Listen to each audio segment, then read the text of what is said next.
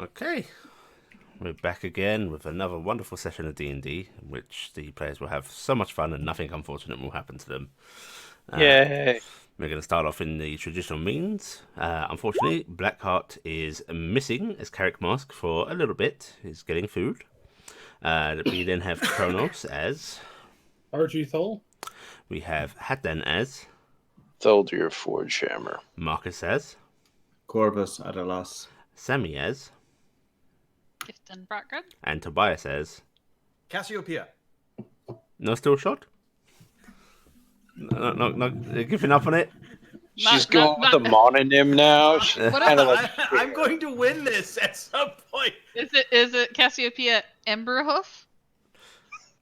Oh my god, if I were to ever do the Stone check? sorcerer. Spark yes. Step. Spark Salt Lick? Clap clap? Click clap. Like would be the Click clap, yeah. Okay, who would like to give me a recap? I will. Go for it, Corvus. So we finished up the encounter with the trolls. Got our delightful herbalist out of the area. And we harvested some materials from the trolls and owlbears. There was some retrieval of organs, and the parties split up into multiple groups. A lead group taking the herbalists away back to the camp. Group of Argy and Thaudia and Cassiopeia and Corvus stayed behind for a little while. Upon our leaving of the site, Cassiopeia saw a goblin. We decided to run after it. She picked Corvus up and dashed ahead, running headlong into a trap that the goblin may have set up or was previously set. We reluctantly, defeatedly returned after Corvus patched her up again. Returned back to the party. There was a head count to make sure everyone was attended for. Materials were stowed away, and we returned back to base camp. After a discussion with Green? Is that his name? yes. Yeah. After discussing with Green, the leader of the expedition, it was decided that we should go after and try to clear up any sort of goblin camp in the forest. We set out that day. After a brief rest, encountered the cavern, ran headlong into it, avoiding any sort of dialogue with the goblins, as they did shoot first, but we did enter their home. After confronting the goblins, defeating them, and sparing two of them, we started to make our return back to base camp with the two goblins and the acquired goods and trinkets that were collected from in the goblin cave. One of which was a chest of preserving. Okay, thank you very Also, much. Clop is covered in viscera. Yes. Yes, Klopp because- murdered goblins. Co-op got almost more kills than the rest of us combined. On an individual basis, I think he did get more kills. Yeah. I don't know. Gifting killed a lot of people. I a lot put of them those to goblins. sleep. I used sleep Sleepy arrows, times. and they went to sleep. Just permanently. They were sleeping when I left them. Permanently sleeping. Okay, thank you very much. So, I believe we had left off with you guys traveling back with the goblins. Mm-hmm. After we had thoroughly had a conversation on the stones that the goblins are not to be touched Yep. and harmed. And I just heard some buzzy buzz.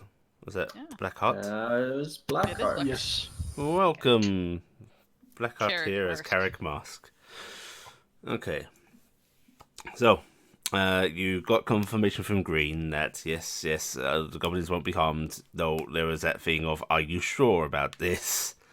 But you've made your case and got the goblins loaded up on the horses and started to head back. During this time, the goblins have been sort of gibbering nervously. There's chatter back and forth in their own tongue towards each other.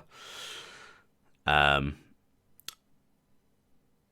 eventually, you find your way back to the caravan. You see the light of torches being set up as it starts to get later during your return journey. And a couple of guards actually approach you. No weapons drawn, but they come on over.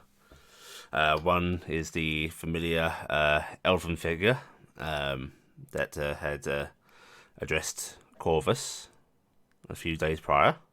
Mm-hmm. Do you remember his name? I have it in my notes. Menus. Let me open them.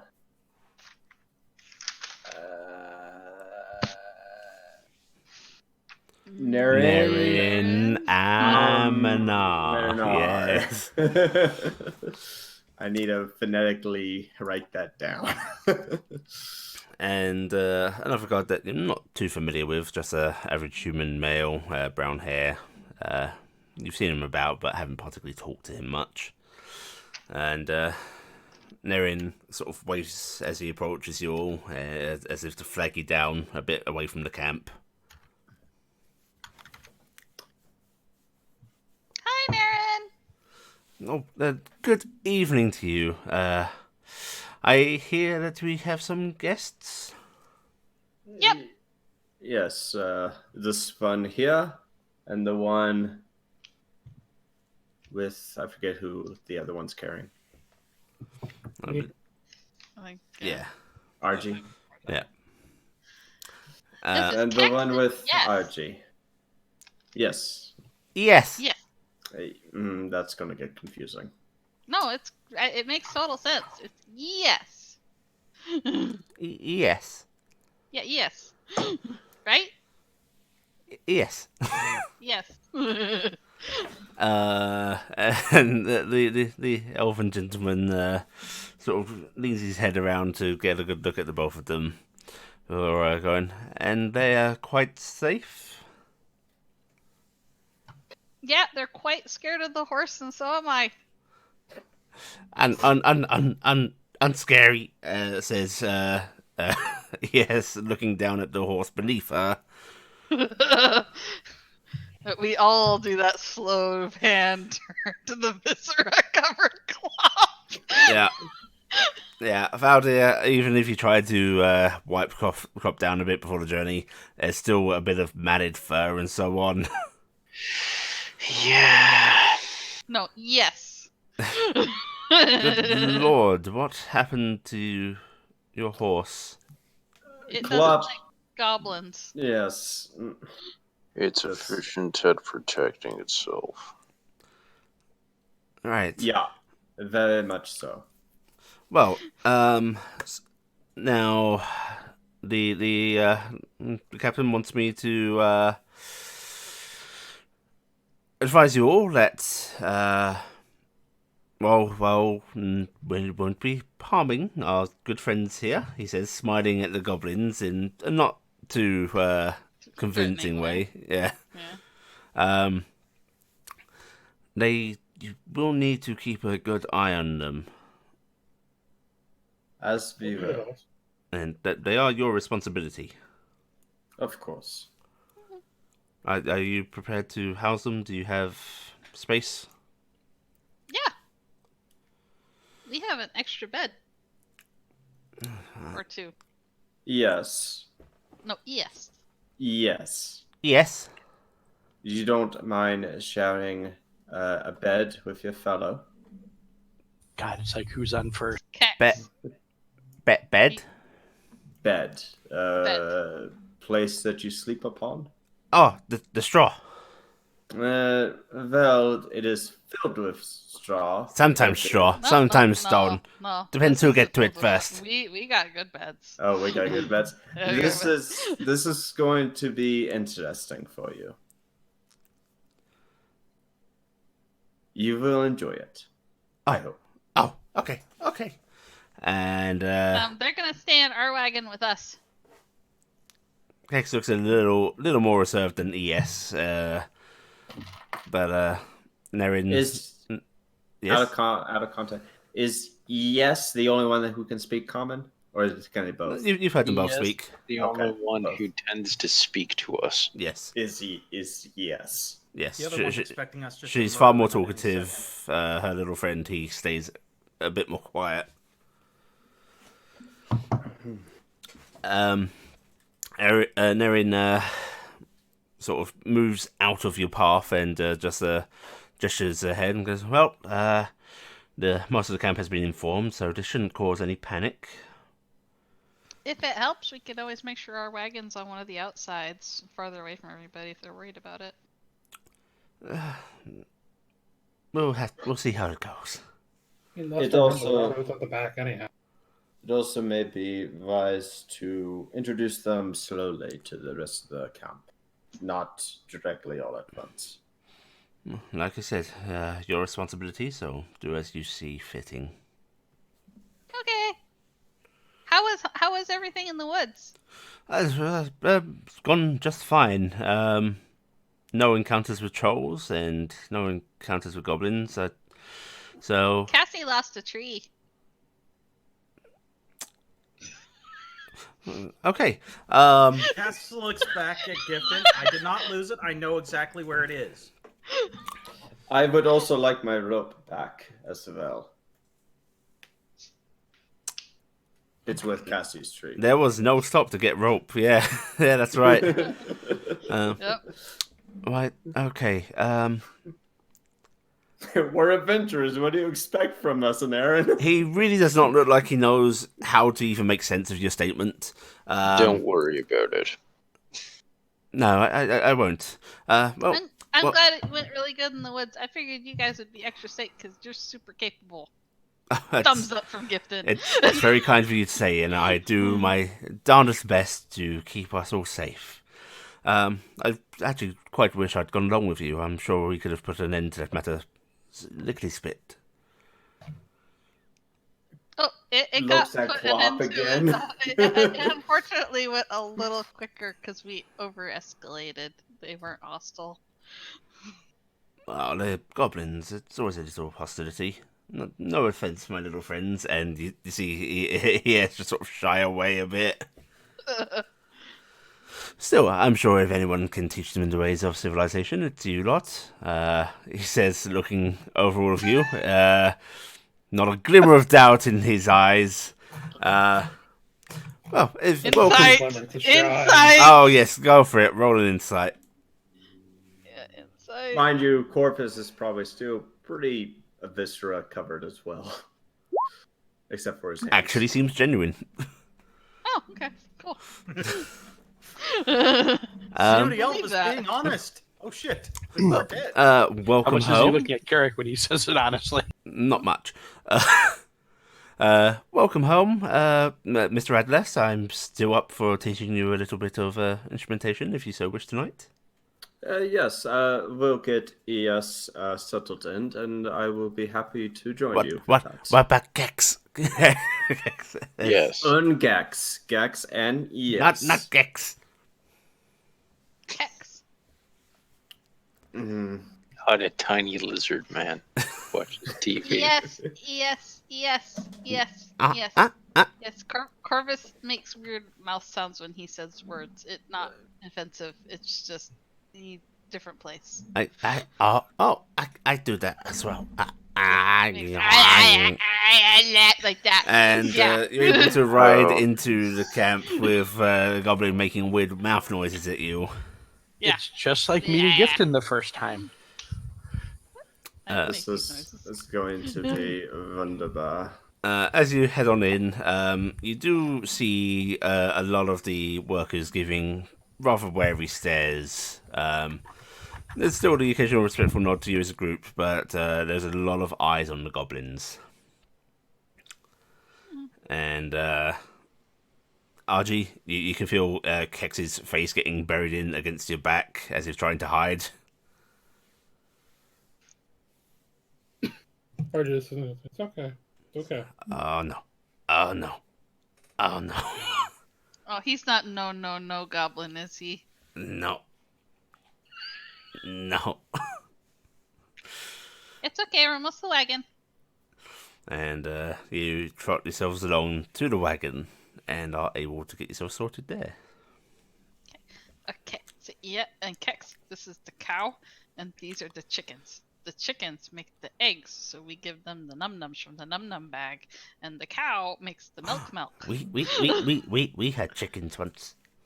Yeah, we have chickens and we have cow, so we get egg The- and milk. We had We chickens. Then the trolls ate the chickens. No, we not eat the chickens. These are pet chickens. No. They Chickens make make egg. they make Yes. eggs very Yes. Chickens make eggs. Oh God, we have more. good. Right, need Over more at chickens. Dingus, we look. Might I need look more over chickens. at Dingus. Dingus tilts his head at you. They want eggs. You get that brief flash of red parallelogram anger of mine.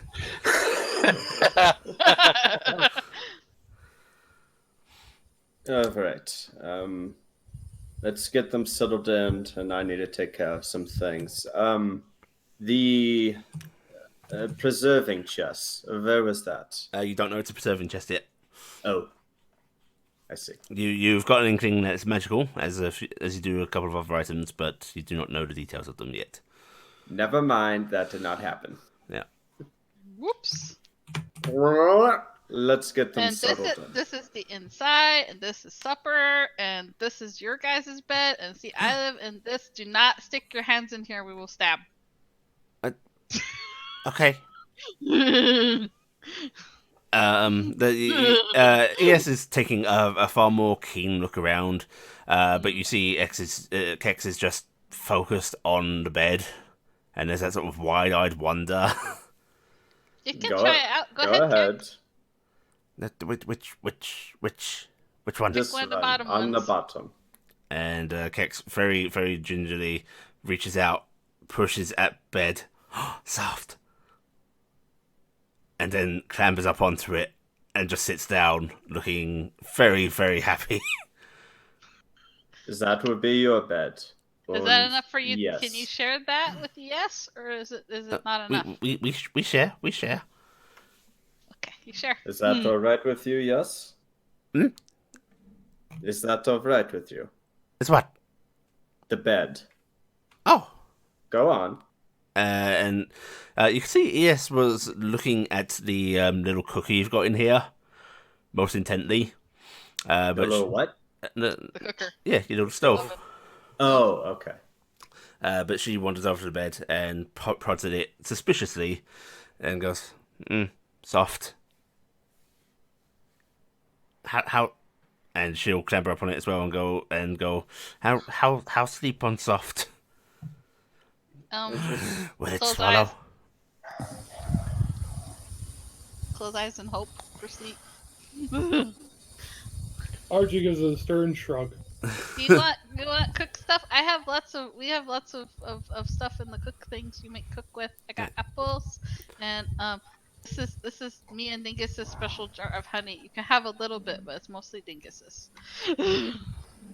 He gets it when he's good. Dingus is like shaking his head frantically at you, and you're getting flashes of no share. No share. I get you 2 more jars when we go back to town if you share now. Eyes narrow at you, and then you just get the impression of we have an accord.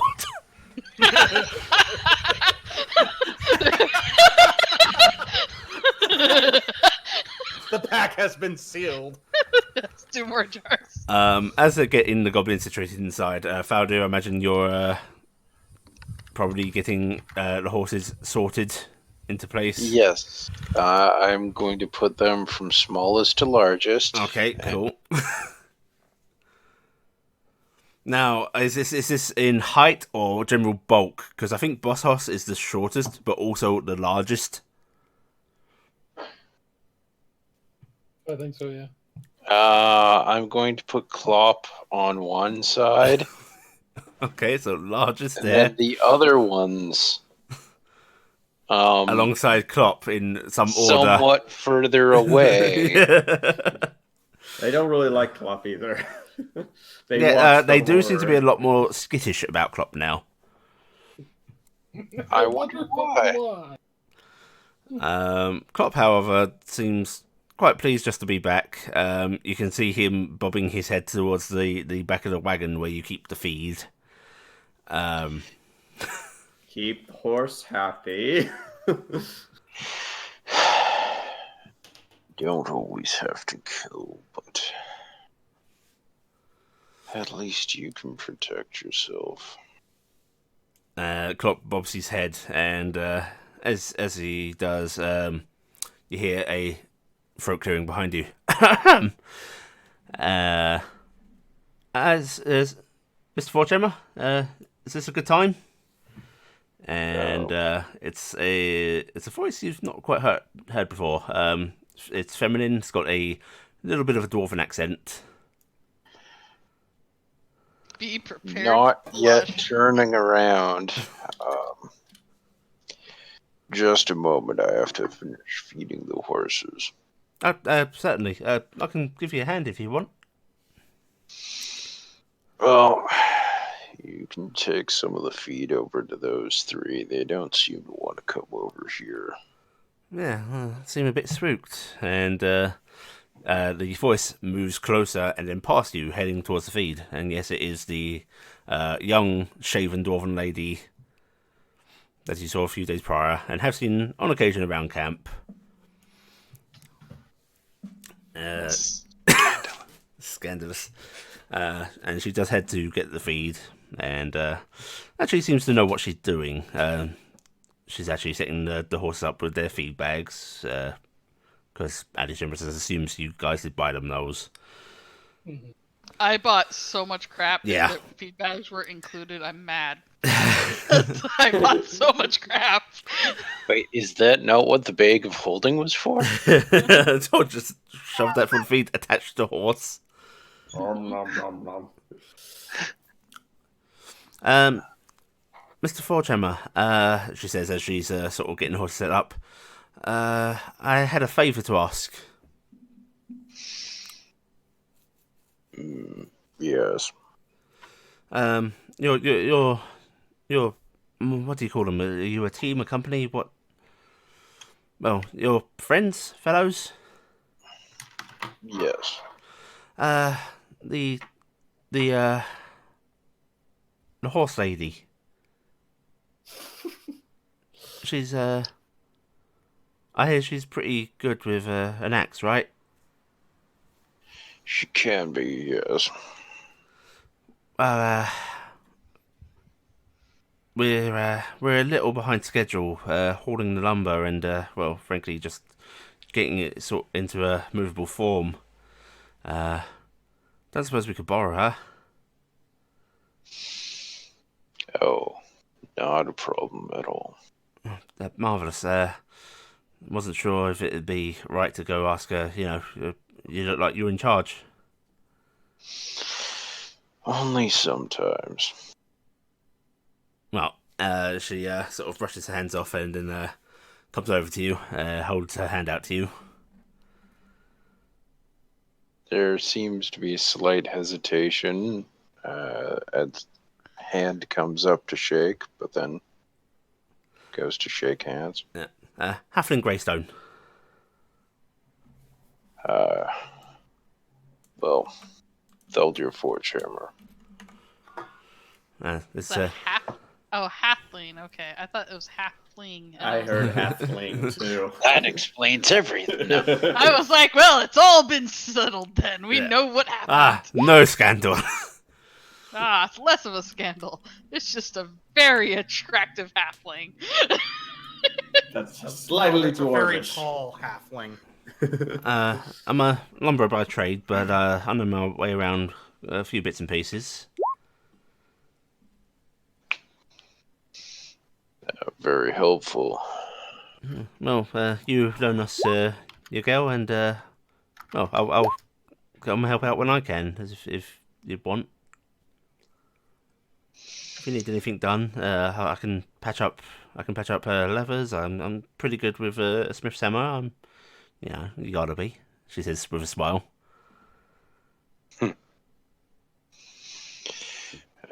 You've got all the classic training, huh? Of course, couldn't leave home without making sure I was prepared. Oh, that's good. It'll probably all come in handy.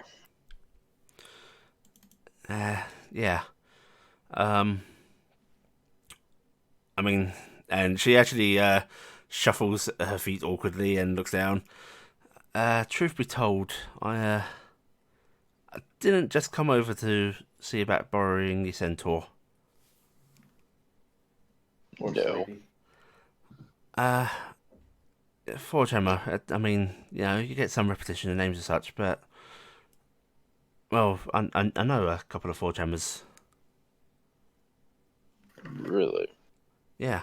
And I was just wondering, where are you from? Tarnstead. Tarnstead. Not really heard of Tarnstead. Nor will I you. won't anymore. Jeez, kids. It's a I don't small know. community. Born and raised? At one point, yes. There's a look of confusion on her face. Oh, Wow. dwarf! Of course he's going to say that. Have I ever mentioned that Atnan is the smoothest asshole when it comes to talking to NPCs? No, please mention that more often. I appreciate it. Okay, good. Well, I don't suppose... No, you wouldn't then. It's a coincidence. You wouldn't know an Albrecht, would you? That's a name I haven't heard in a long time. Oh, you heard of him? Well, a lot of people have heard of him, just to be fair. Yes, I would imagine that. Well, sorry for assuming. It's always nice to meet family and friends, Yes. Haven't thought about family or friends in some time.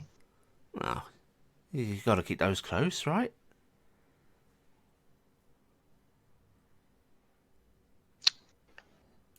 Awkward silence.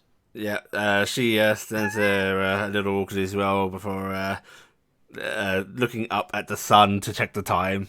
And yeah, It's night. yeah, look at my wrist. It's time to go. Well, sorry to bother you, Mr. Forgemmer. It was nice meeting you. You too, Bono. Well, I'll be seeing you around. Oh, if you could tell her that we'll be off in the morning.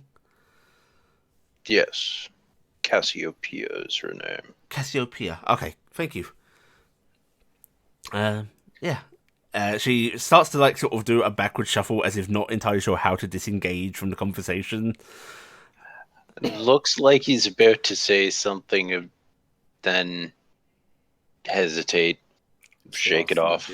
She Goes It's like back to a checking child himself. meeting with their extremely judgmental grandfather that they're estranged from, and they have to ask them for something, but they're nervous. as anyone watching sees Faldir turn away to get back to his work, sees her give an awkward wave after the fact, and then very quickly turn around and hurry off.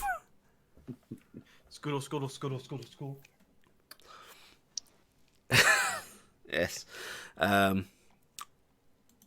Beyond that, nothing much happens for the rest of the night. Corvus will go off. What time of day was it that we got back? It was starting to get a little dark by the time you got back. Okay, so not enough time to go out and grab tree. You could if you wanted to travel out a few hours again into darkness. No. No, I'm not stopping you. No. No. I mean, I could probably beat up whatever comes after me, but no. When as the night goes, you're going off to find the elf Corvus. Yes, yeah, he would inform Archie and Gifton he's going to head out with his Viola. Oh, I bet that's gonna be so much fun. Hey. Bye. Yeah. Thank you. Just watch over them. Okay. Corvus heads out. The goblins seem to be stay put on the bed as if like afraid to really move about. The You bed's can going to go swallow look them. around in here if you want. Do you know anything about using a cookie? Like the thingy, the stove? We use fire. The fire go in the stove. No, not. Harriet, can you show how to use the stove? Before I show them, not asking in character, Mhm. asking, can they reach the top of the stove? Yeah, just about. I do have crates and stuff like that too. They can reach the top. Yeah. Yeah, you might want to crate Yeah. just to make it a little easier on them. Yeah. Okay. Okay, we can make some easy stew. I think we might still have a crate or two of carrots and things around, and potatoes, whatever we didn't fully give to the thing. Are they going to become our sous chefs? Sure, No, I chefs. just want them to be able to make their own food if we're not here. That's true. Vardor points down Um, due to accident eating of pot on stove. yeah, yep. Carrick can start getting them acquainted with the stovetop. Kex looks a little disinterested, but ES actually takes to it pretty quickly. You do start to see pretty soon that despite awkward talking and skittishness and such, she is pretty bright. You don't really have to explain anything more than once, and she understands temperature. Hot is cold. hot. Yeah. She even seems to understand that, not too much, don't want to overcook too quick. This And makes tasty. Yeah. We have flour, we have a bit of honey, we have a shit ton of. We have lots of food stuff. We have salt. We have everything. Like we have all sorts of cooking crap. We have a lot of food stuff. We have salt. Salt's actually a big deal in this setting. It is, but you don't cook the salt. That is not meal. I'm just saying, being the fact that we have flour and salt and stuff, I have ginger and I have cheeses and onions and carrots and cloves and just pepper and all sorts of crap. She does seem very unfamiliar with what to even do with flour, and the spices and such she seems wary of. But she as you're showing her how to cook, she does actually talk about using certain flowers and plants and such to actually add flavour. So she understands the concept of flavouring. It's just her means different. But you're able to correct her if you so wish. Gonna Food's food. carefully no. Food is not food. Find out what makes it poisonous. I mean, pretty sure since everything we have here is fine, because we don't have any dog-based people as far as I know, so onions are fine. I'm gonna show the other guy where the chicken feed and the cow feed are. So if he wants to do that. Oh, yes, I take care of them. You take care of them. That'd be good. Yeah, that'd be good. And these are apples for the horses. What I like to do is roll them towards the horses at a distance and not go to them, and we let Thaldir feed the horses. Thaldir? Yeah, Thaldir, big dwarf man, fluffy face hair. Oh, yes, okay. Yeah. That one. But what we do is like me and Dingus will go roll an apple over to Clop. he keeps even more of a distance than yeah, you and do. then we'll roll another one over to one of the other horses and go. You can do that, but if you don't want to, okay. Yeah, just cows and chicken, okay? Or chicken and Yes, cow. yes. Yeah. I can take care of those. Okay, good. All right. And is there anything else you like? Do you like the whittle? We'll. We'll take wood, cut wood up, make Oh, things. I make arrows. You like to do that? Okay. I try to make sure we bring your wood back so you can make arrows. Okay. Okay. Okay. We got feathers too. God, we're gonna walk in one time and it should be glued to all the goblin. Should be covered in But feathers. there's big rolls of cheese and stuff like that if you get hungry and lots of other things. Okay. Yes is gonna get to learn all about where all the food stuff is, and we have these big barrels. They get the water in them, so if you run out of water in your water thing, you fill up in the barrel. Okay. What water thing? Water skin? Do you need a water skin? We have extra water skins. We can give him water skins. You see him sort of patting over himself, and he's not wearing much. He has a very sort of basic loincloth setup going on. He's got his bow like slung over him, but there is no water skin or anything of the sort. All right, yeah, we have extra water skins, so I will go and show him where we keep these spare water skins and go, you take this, you fill it with water, then you can carry water with you. Thank you. Yeah. Yes. Okay. All right. I'm gonna leave you alone unless you want something. You don't have to just stay in the wagon, okay? Except for when you go out to take care of chickens and cow. Okay. Yes. Okay. Okay. Okay. All right. Corvus, Yes. you head off to find your elfin friend, and you can see Nerin over by the cookie fire where Cecil is once again making food for people. It's being handed out. A few of the guards are sort of chatting amongst themselves. But when you start to come over, Nerin smiles very broadly, sort of pushes his bowl into another guard's hands, who is already holding a bowl, so this poor dude's just standing there with two bowls now.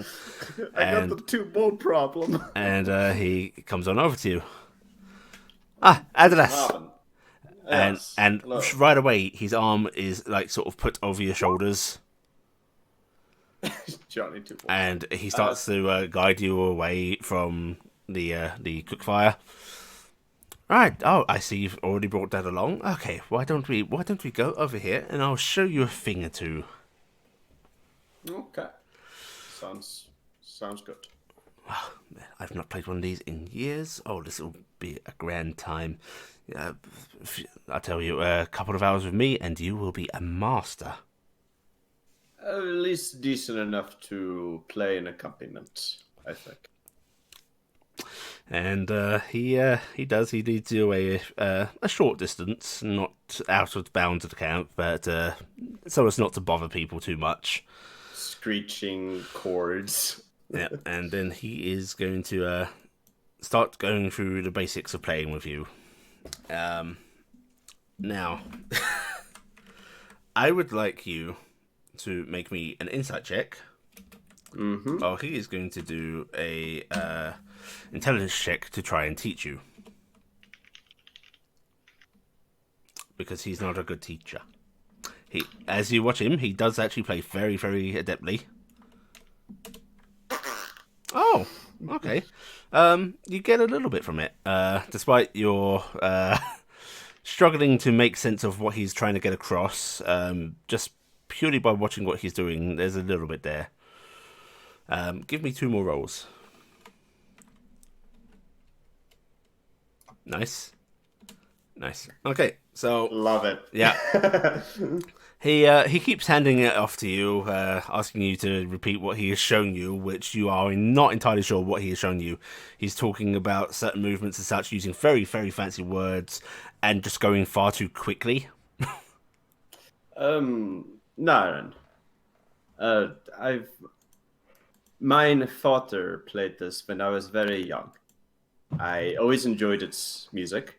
I've never really paid much attention to the technicals. You might want to slow down a little bit. Oh, forgive me, my friend. I thought I was going slow. It's very skilled, and I can see that. It's just a little too fast. Too fast. Okay. This is a note. Yes, and it does. There is actually a slight shift in tone. You get the impression that he doesn't mean to be insulting, but he is trying to talk down to you. Oh yeah. And he you almost get the opposite problem. He starts taking things far too slowly. Keeps re-going over the same step again and again, which might be handy. And you can have advantage on the next check. Yay. Just Roll one more? 6. Right. Yeah, just one more. Ah, a Nice. 9. And he is not very good at teaching this way. And while he's trying not to be nasty about it, you can see there is a little bit of frustration on his face towards the end of this. He's like, but perhaps tomorrow. I should be getting on watch soon. Right, it's not to take up the whole night. Is I'm sure steps. there's a lot of people that are really pleased when this stops. Yes, there was some people within a proximity to you, and you notice that gradually that proximity grew as people moved further and further away. But he hands your instrument back to you and you see him scratching his head as if he's slightly befuddled as to why his masterful teaching didn't take effect. Oh, we'll try again tomorrow. Yes. And then he looks up and down as if, I wonder if something's wrong. Well, Maybe you know, he's he is retarded. foreign. He is foreign. Maybe he's got problems. And maybe ask some of your musically accomplished friends for advice. Yes, I have done that. More of Okay. it. And then he sort of taps you on the shoulder. I'll see you tomorrow, Adalas. And Let's gives you a just- big smile again, and then walks off. So do we Under think his breath muttering, Corvus? Please don't quit your day job. So do we think Corvus has stupid fingers, to use the Futurama line? Oh. Stupid fingers as he does a bypass on your heart. I mean, you don't know Draconic. Stop anatomy, trying so to that makes dissect the viola. Yep. I Alright. think he's being too clinical about it. He's not feeling the music. Right. Well, I mean, yeah, his intelligence Probably. is high, but his wisdom's like. Yeah. Anyone else have anything they want to do tonight? Well, I did the horse thing, but I have one other thing I want to do, but I can wait till Corvus gets back, so I'll wait till anybody else has something. After teaching the goblins how not to, make everybody despise food, gonna play my lute. And I can't remember if you said Dex or Int. Can I sing with you? Playing. I'm just playing it regularly. Yeah, but can I sing with you? Do you mind? Yeah, that's fine. Okay, you can do Dex. I'll do Yeah, he's just not trying to do anything fancy. He's just playing. And wouldn't it be charisma more than anything? It's very hard to define. Yeah, that's why every time I use a tool, I ask GM. I sing along. I would ask for charisma if you were trying to actually influence people. If you're just playing for the joy of it. Dex, if you're trying to read from sheet music and do something actually accomplished, I'd probably ask for Int to see. Trying to remember a song or Yeah. something. I'm singing along. Ah, it's so cute. I'm gonna try to sing too because I can also do that. Yeah, for it. we can do both. Yeah. Nice. Okay. We sing The better than music the lyre. isn't that great. Hey, roll a performance check for Dingus for me. He wants to join in. Oh, I heard that as a diplomacy check. He I'm like, doesn't, no. he doesn't have performance as a skill. Just a straight charisma. Oh, Hey! That's not bad. It's almost as good as Ergie. Yeah, you can hear Dingus's little meeps sort of in time with the music. See, And that's you- the actual problem. I like to think is- that we're all just kind of hanging out outside the wagon, just jamming. Yeah, and he's bobbing his head much like a cocktail would, Yeah. And Yeah, Which just explains having the a good lack time. of feathers. and give me a perception with advantage, Gifton. I don't know if I wanted this per perception. Yep. And with advantage, you say? Mm-hmm. Alright. Okay. Nature? Oh, I think I hit the wrong button. Yes, you It's did. okay. I don't know how that happened. Yeah, that's Very fine enough carefully. anyway. Well, there. As you're singing, and you sort of briefly turn, and you can see sort of Care standing in your little doorway, leaning against it, and just sort of looking at you There. dreamily as you sing. Aw. Okay, well, that would have been the roll. It would have been Yeah, 12. yeah, that's Okay. fine. Yeah. Yeah. It's still fine. Aw. Corvus, you can hear music and merriment as you approach the Lefado, and it's almost like it's mocking you.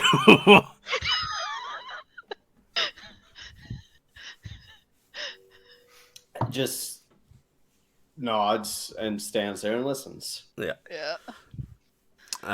Cass and Faldia, what about you guys?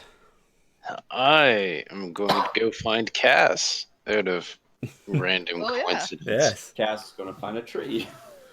No, Cass is staying in the camp, but she's Oh, you're staying in staying? Bardo.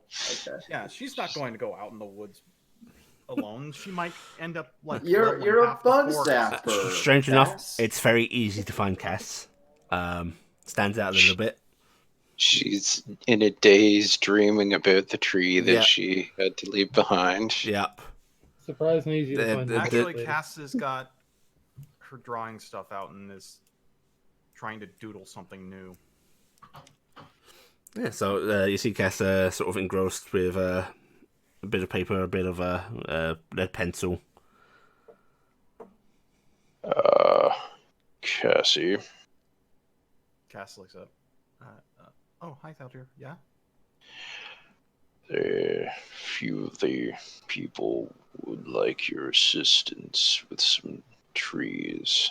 Want to put your axe skills to use and possibly hauling.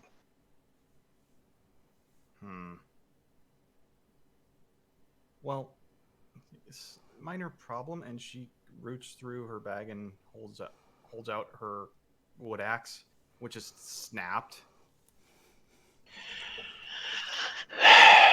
That is a problem. Mm-hmm. The tree I found was a worthy opponent. The wood axe. Mhm. What is it essentially compared to, say, the actual weapon axes? I would, if it was used, I would count it as a hand axe. Okay. How dissimilar are they? Enough that I probably wouldn't grant advantage on any checks while using it. They're similar enough that it could get the job done, but it is not. Hand axe is not specialized for such things. It's a little smaller. All right, so were I to just hand her a hand axe, it would not be the same. It would not be the same. She could get I by, would point but out that there's two people in the party with who mending. can cast mending Oh yeah. Yeah, that could fix Someone this problem. had to Lickety use a damn split. forge. yeah. That's the other thing I was thinking of is I can also try to reforge it, but I wanted to make sure I knew my options. If you wanted to actually do a fancy one with a metal centerpiece running through the a haft, it would be a lot sturdier. Let me take a look at it. And she'll hand over the pieces. Can you yell at one of the singers to grab my forge out? I can go grab it for you. That would be appreciated. And Cass is going to stand up and she's going to leave what she was working on near the Vardo. Mhm. And she's just going to trot off to go grab the forge. Okay, yeah, you're very easily able to get Faldir's forge out, eyebrow waggle, and bring it on over to him. It's negligible weight to you. Everyone else is like two-manning this thing, and Cass is just like, it's a perk. Oh, at least they're all still awake singing. Means I won't feel so bad about doing this. You're gonna get the forge heated up, get it going, and start crafting. Failure. I'm gonna add some percussion to the music. Very nice. Okay. Go ahead and give me a check with your smithy tools. Go ahead and use strength. Oops, I accidentally closed my character sheet. That doesn't help anything. It's a very simple thing you're trying to do, so there's not much thought that needs to go into it for you. So it's just, So, yeah. 50. Basically you are able to essentially join not a full haft, because you don't want it to actually really finish your grips, but you are able to attach a metal spine to this, basically. You actually work to grind out a small hole through the... Actually, no, because you wouldn't need to. It'd already be there. So you're able to basically put a spike through this that she could affix a proper wooden haft around, and hopefully prevent any breakage in future. And it could technically be used just by gripping in the metal, but it wouldn't be particularly comfortable. Vibration. Yeah. Well, once I've done... Takes you a few hours, because you got to heat shit up. Mm-hmm. But you're able to get it done before, it's too late. I guess I'm busy for a couple hours. Yep. Right. But yeah, eventually you're able to do that. Everyone can continue singing and dancing as long as they want. Get yourselves some food. But by the time, Faldir, you are presenting your finished work to Cassie, you'll need to, sort out the actual wooden casing for this handle yourself. Yeah, that's why I have a tree that I'm going to bring back tomorrow. Yeah. Yeah, you now have a nicely repaired thing. And before long, it is about time to go to bed.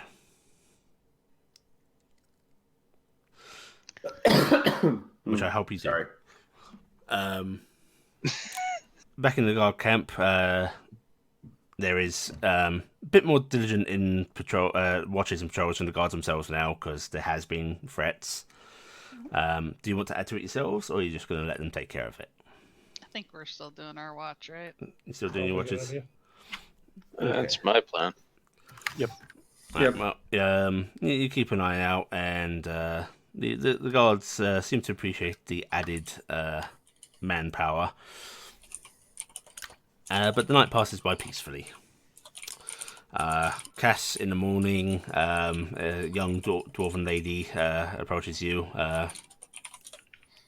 Faldir, did you inform Cass of the... You did. Yeah. Yeah. he did. Approaches you. Cass is going to be waiting. Miss Cassiopeia? Yes. Did Mr. Forgehammer relay my request? He inquired if I'd be willing to help you, and I am. Marvellous. I'm Halfleen, and she holds a hand out to you, reaching up. Cass shakes her hand. Cassiopeia Steel Shod. Right, we're going to be going a little deep into the forest. There's some real nice lumber in there. We could just use a bit of extra muscle. Mm-hmm. And you are actually loaned a axe. They do have plenty of gear, so there's no worries about not having the shaft of that prepared. They expect tools to break. Yes, they do. And they don't want to repair it out in the field. And yeah, you are led off, and go ahead and give me a couple of checks with your tool. Just pure strength. Okay, let me make sure I'm not doing this any weird way. Yeah, you should be able to set the query to strength for the Yeah.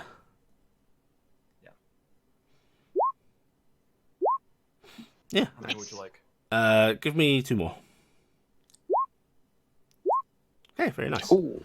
Yeah, nothing goes wrong. You do feel yourself flagging a bit midway into the expedition, but you get your second wind. And yeah, you actually helped them harvest quite a bit of lumber. That's how you say it, right? Harvest lumber. Lumbar. And hauled it back. They do actually have wagons and some pretty stuff themselves, but you add quite a bit of needed heft to that. Okay. And this is essentially how things will continue for a few days. Just I am, however, grabbing my tree if I get a chance. you would have to lead them slightly off course, but you could if you want to. If they're willing to go off course for the tree. A couple of them will head off to you sort of after they are done, essentially. Oh yeah. And just not as a little during bit of their extra stuff, work, but- yeah. Yeah, but they do show their appreciation for you lending a hand by going out and giving you a little hand in return. If this has taken a couple days, Corvus would like to do some research on this stuff that he gathered. Okay, what, the troll meat or The blood, the heart, and the tattoo. okay, More focus on the heart because Right. he has a bit of fascination with that. okay, the heart. Go ahead and give me a medicine check on the heart, please. Okay. Oh, for fuck's sake! Using inspiration. Remember, you can't use inspiration to reroll now. We discovered. That's right. You got to declare it Okay. ahead of time as an advantage. Ahead of Really- time, So, guys, I will be giving an inspiration out pretty liberally. So, if you want to really succeed on a check, don't be afraid to use them. Right. Yeah. Unfortunately, you've got very little idea of well, much beyond it's a troll's heart. I will also allow. Hang on a second. Where is my document? Downloads.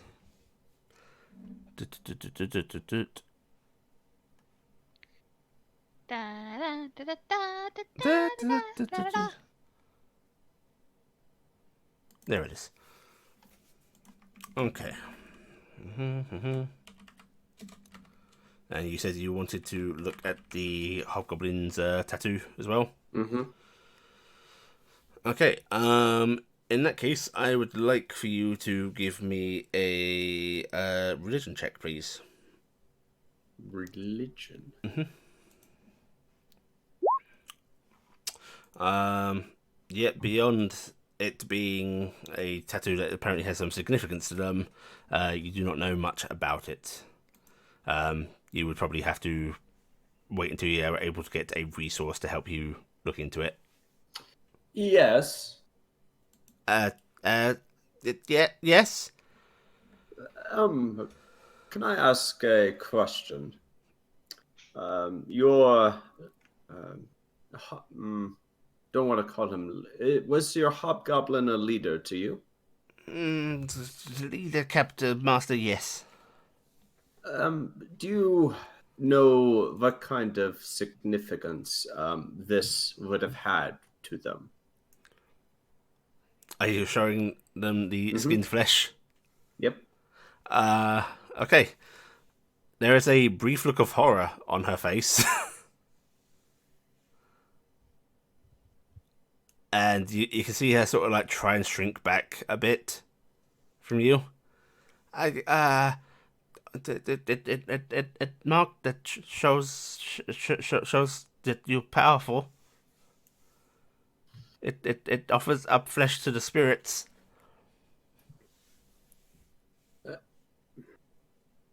It shows like a symbol for the hobgoblins, not for you. No, all of us. All of you.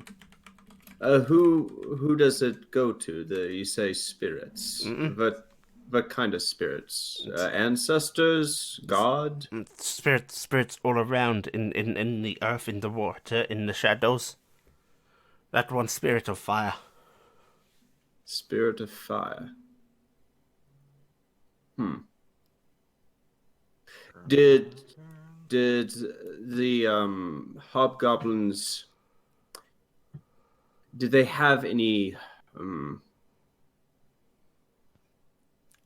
abilities that are beyond their physical means?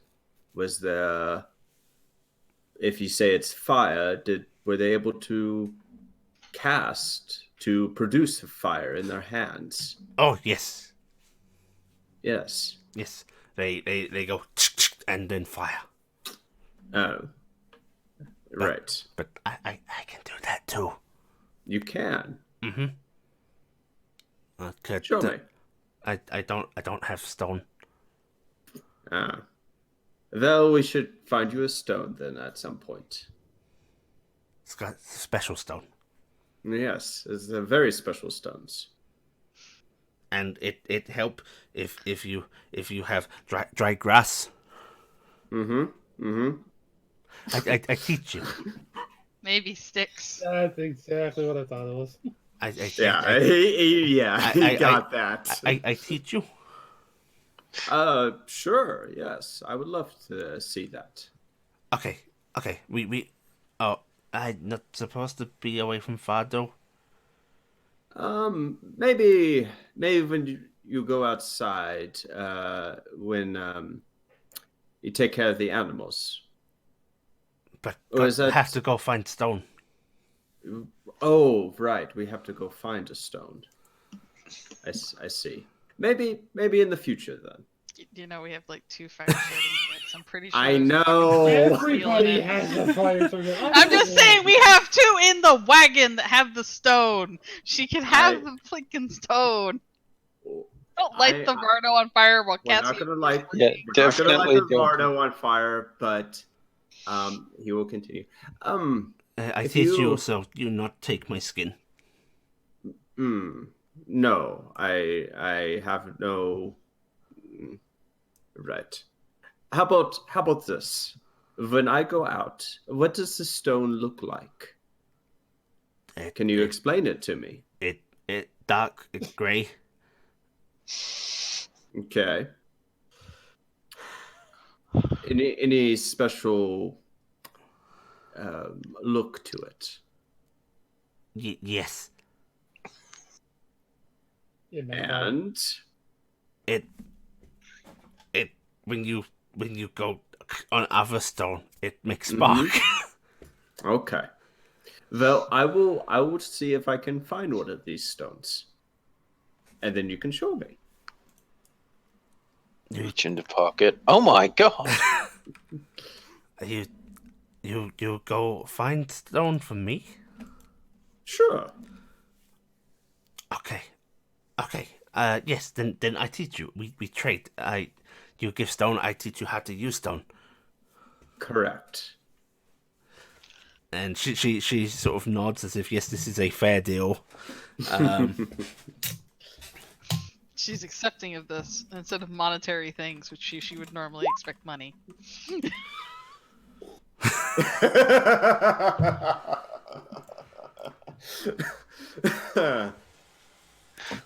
Right. Then yes, that is a fair deal. I will see if I can find a stone for you, and you can teach me. And It would be fascinating. She sort of nods happily. I teach. I taught many goblin. Were you what was your role in your clan tribe? I cooked and I taught. So I remembered stories. That is very good. The stories are very important to many people. And in time, maybe, you can write them down. Right? Yes. You don't always have to keep what's in your head up there. There may be a time where writing something down, and you can give it to others to read when you are not around. By the way, There's a look of sort of panicked confusion on her face. Choice of words there. Yeah. Told you to keep what you have up there. That makes it sound like you're gonna cut her head off. Yep, that's the panicked confusion on her face. Mhm.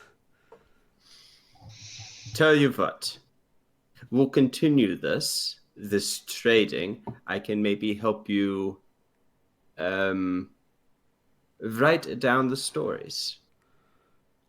And he will open his little notebook and show her the writings that he has done. But I don't Oh, want to magic lose words take your them soul. from head. You lose them from head. No. It is for others. See, if I leave now, and I leave you this, and he holds out the book, his little notebook. And if you understand what that says, you won't need me around to know what I've written there. That sounds Like very you said, I sad. wrote to die. It's not meant to be sad. It's meant to let others know of who you were. Why not And to use words? Words can be... they can change through time. Stories can grow. They can shrink. That's not bad. No, it's not bad. But depends on what you're trying to convey. If you want something to be true, you don't want it to change. If you want it to be a grand story, a fable, then a little change is okay. But true is what people know. Right. And truth needs to be preserved. But that's what stories are. Stories are true.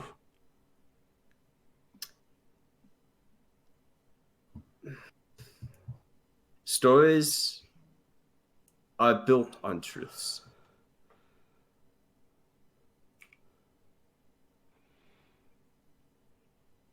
Hey, Corvus, are you done with the goblins yet? Because I need to borrow them. Yes, that might be actually a good idea. I will go find you your Miss stuff. by the brownie. Brockgren. He tried to take my stories from my head and make them into paper. Oh, that sounds terrible. Don't let him do that. Oh my goodness. Okay. So, see this cloth that I has? All right. Yes. I'm gonna make you clothes. You close me? New outfit, new clothes. What? I sew. I sew. Did you sew? No, you're not so. You little person. I sew. So means different. So is different. They have pigs. They had pigs once. No. If only you could have seen the glorious little goblin farm before the trolls came along. Make worms, so not cold. Oh, yes, I like that. Clothes, right? Okay, so you stand still. I do this. It made me tickle a little bit. No hit. No hit. There's a lot of agitation and groaning and out. I'm done really quick. Yeah. By the way. No, agitation and Yep. groaning. Yep. All right. Let me do my crafting roll. I'm gonna use up the last of my cloth to make. I don't want to do ensnaring strike. No. Hold still. Dexterity still. Mm-hmm. Okay. Dex. What? Advantage, because I get advantage on this. Whoop. Okay. There's that. That's the really nicest commoner clothes you can fucking make. Yep. Yeah. Very nice. Yep. Dex. Goodness, your max has 30 on those. Goodness. Yeah. All right, and that's for the other guy. Nice. Okay. Make them some nice kind of winter commoner clothes. Very nice. To wear that fits them really nice. It's in the nice blue. No, the Capet blue. The Capet blues. 'Cause Yep. that's the colors I have. I'm sure Callan's going to be very impressed when you come back with these goblins wearing these house colours. I was Uh, curious. Like, is this better? Is more warm? I'm trying to make sure they're comfortable. I'm not trying to make anything tight. They seem unsettled by what they're actually wearing. Hmm. It's not as in like, oh, we naturally don't like these. It's just they've never worn anything like this before. This sort of coverage. They've never been covered. So there is a lot of fidgeting, a lot of tugging of cloth. If not feel good, if it doesn't feel good, let me know. 'Cause I How can try to how change it. you move right in Just the move. See, just move. See, No, 'cause then it'll it- fit. but won't. I feels it Try it. move. Yeah, but it won't. It won't tear. I promise. Feel good. See, look. For the move record, around. unless anyone needs anything from her, aren't you sitting in the corner just watching this? You can see. I did make sure to give like a little bit extra material anywhere there's joints and stuff like that. So, Yeah, like, you can see them sort of repeatedly reaching their arms out, watching the sleeves, go up a little bit, Yeah. and just generally moving weirdly as if testing out these new strange but confines. it should keep you warmer when you're outside now. Thank you. Okay, you're okay. Okay, if you need anything or if you want to do something, let me know and I'll ask the others. Okay, because I'm not in charge. But yeah, Okay. the one with the big face, the face fur, he's the one in charge. Yes. Okay. The He's forge hammer. big boss. He's the boss. I thought Klopp was the boss. No, Klopp is the terror. Mhm. What you were trying to say something, Becky? Is the because I never actually checked the type of blue that I ended up with for the scarf. How close to Capay blue is that? By the way? It's a different tinge. Okay. Yeah. I'm assuming it's a lighter tinge. Yeah. Than Chubay blue. Yeah. The Capay blue is very, very rich. Mhm. Okay. They are very rich. Ha! In fact. This One other thing I might want to do during the time, Yeah. if I can. Because this is several days, it's about 2 to 3 days. 2 or 3 days. Okay, well, on like the second day, Mhm. I am going to at one of the times when we're around either camp in the morning or something like that. I'm going to make a trek to see a certain young man. I want to see Cecil. Okay. Right. Cecil? Are you marching across the ground yourself, or are you hopping about on Dingus? No, I'll go there myself. Okay. Go there. You see a mild look of confusion on his face as he's by the cook pot as usual. He's not actually cooking anything right now, but he's trying to make himself look busy. So he's basically got a what looks like to be a brush, is holding a pot, and occasionally just sort of putting the brush into the pot. And when he hears your voice, he glances about briefly and then down at you. Oh, hello. Hi, Cecil. Can I'm making sure there's like nobody else really nearby. Can I ask you something? And it's okay if you say no. Yeah, sure. And he's gonna he leans real far down, like he gets into this really weird crouch and doesn't. And I go, oh, good, the pact is made. I own your soul. What? What? Laugh and go, no, that's not what I was gonna do. So, you're very, very, very tall. Like very tall. Yeah, And I'm not. I hadn't noticed. Yeah, it's a thing. I don't want to ask anybody else to do it because it's kind of embarrassing. But she's gonna pull her sword out and go, "Can we practice together? I can't teach you any better, but I need a bigger opponent." And you see him like scratching the back of his head as if like, am I going to accidentally kill one of these heroes? I mean, sure. It might be good practice for both of us. I mean, we can go off somewhere where nobody's watching if you want, so that way they won't make fun of us. I'm just a little worried about hitting you. I can take a pretty good hit. You sure? Yeah. Oh, all right then. Yeah, sure. I've taken hits from Cass. And then he sort of casually tosses aside the pot and brush. Yeah. And straightens out again. All right, let's set off. All right. Over there, he says, pointing off to the side of the camp and starting his lanky walk there. Yeah, I'll rush Oh. after him. Sorry, do you need me to slow down a bit? Yeah, I'll catch up. Okay, he says, slowing down a bit. Yeah. I will Misty Step to catch up with him at some point. Okay. And you see that sort of slight widening of his eyes of like, oh wow, magic. Yeah. Right, okay. And he pulls out his short sword and he looks at it, looks at you, looks at the short sword, Yeah. looks at you. Should we use Yep, I'm gonna sticks or pull something? I mean, I gotta be used to taking the weight of a sword, and it seems like you've got to get better at hitting small targets, maybe. I guess. Yeah. You know, I guess we'll do the best to hold control, and I'll try not to kill you. Yeah. Very funny. Right. Okay. Yeah. Sure. Gibson doesn't look up. No, I was genuinely worried about this. Alright, yeah, I'll spar with him. Alright, yeah, the Cecil Jewel Mark II. As you're finding him, he's doing the same sort of very clumsy swings, like he's trying to put brute force into it.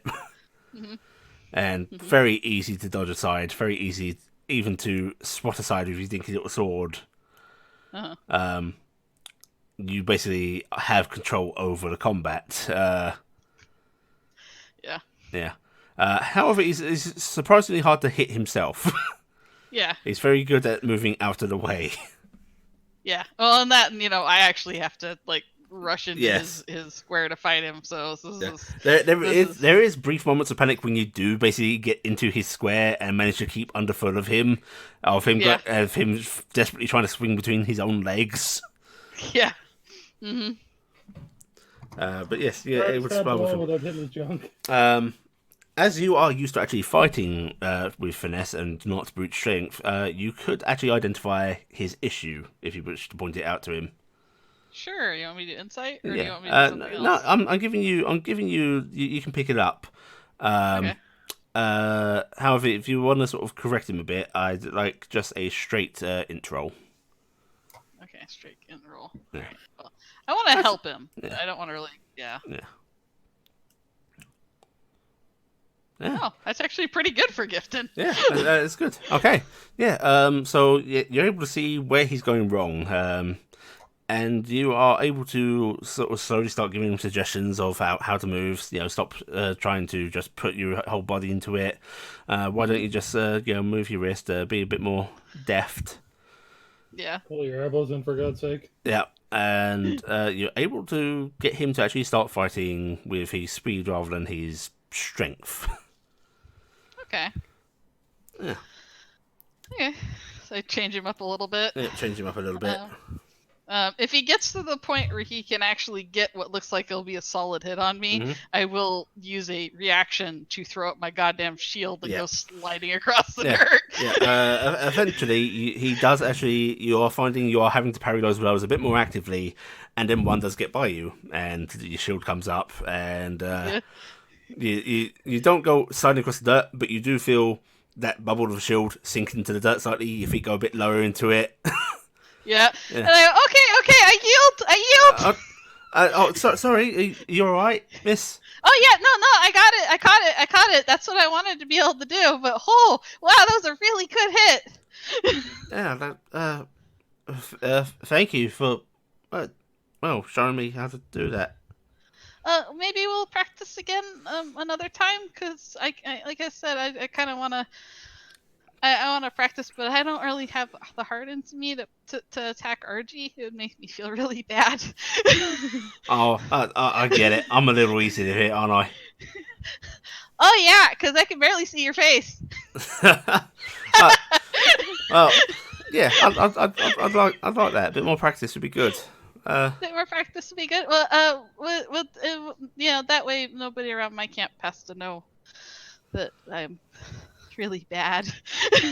Thank you so much, though. You helped me a lot. And it's not as much as you helped me, I don't think. Oh, I don't know. I think you'd be a lot better at fighting a troll than I would. I'd rather not test that. All right. Well, thanks, Cecil. I'm sorry I took up so much of your time today. I appreciate it. It's not like I was using it for. I mean, my busy schedule. I was able to clear some, so don't worry about it, Miss. All right. Thank you. Thank you. And he sort of starts to walk off, and you can see him sort of swinging the sword about a bit more confidently now. Yeah. Nah, I'm gonna wander off too. And then you hear a holler of hey, Malon, want to duel again?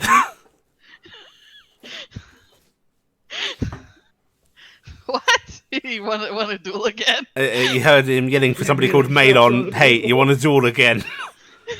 Damn it! They spied on me. That's because I Nope. yelled. I yield. Nope, there was no spying. Oh. Just him. That was him going off. Someone- and It's him challenging getting someone. cocky. Yeah, him going to go put a bet on a fight that he has previously lost. And we're just going to hear this. Okay, thump thump. Fuck. Also, Okay, further demonstrating how busy schedule he really has. I'm actually gonna go sneak over and spy on this fight because I need to watch all right. this. In that case, yeah, you do get to see him sort of pulling another guard aside, who is quite muscled, quite well built, and you hear this Malon fella going, "You sure you want to do this again, Cecil? Like, I know you want to prove yourself, lad, but this really ain't the way to go about it." And then Cecil goes, "Yeah, I think I can land a couple of blows this time. I mean, I'm even wanting to put some gold on it." And Nice. he does get a little betting pool started, Nice. mostly weighted against him. Can I get in on this betting pool? Yeah, if you want to. Yeah, sure. What the hell? I'll throw gold in. All right, okay. If they're being generally loud about this, or just coming over and betting too. All right, okay. Let's make a proper thing of this then. Who wants to bet on this fight? It's not exactly being quiet or secretive, so anyone can catch the attention of it. I'll throw a couple gold behind Cecil. Okay, cool. Nice. I'm only throwing one gold. I'm being chintzy. Yeah. I'm throwing one And- gold against him. This is not odds. This is simply a pool of cash going to split amongst. Over with. Yeah. Okay. Carrick is not betting, but he is going to watch. Okay. Corvus is quote unquote finding a stone. This is not betting. And I'm just going to do this.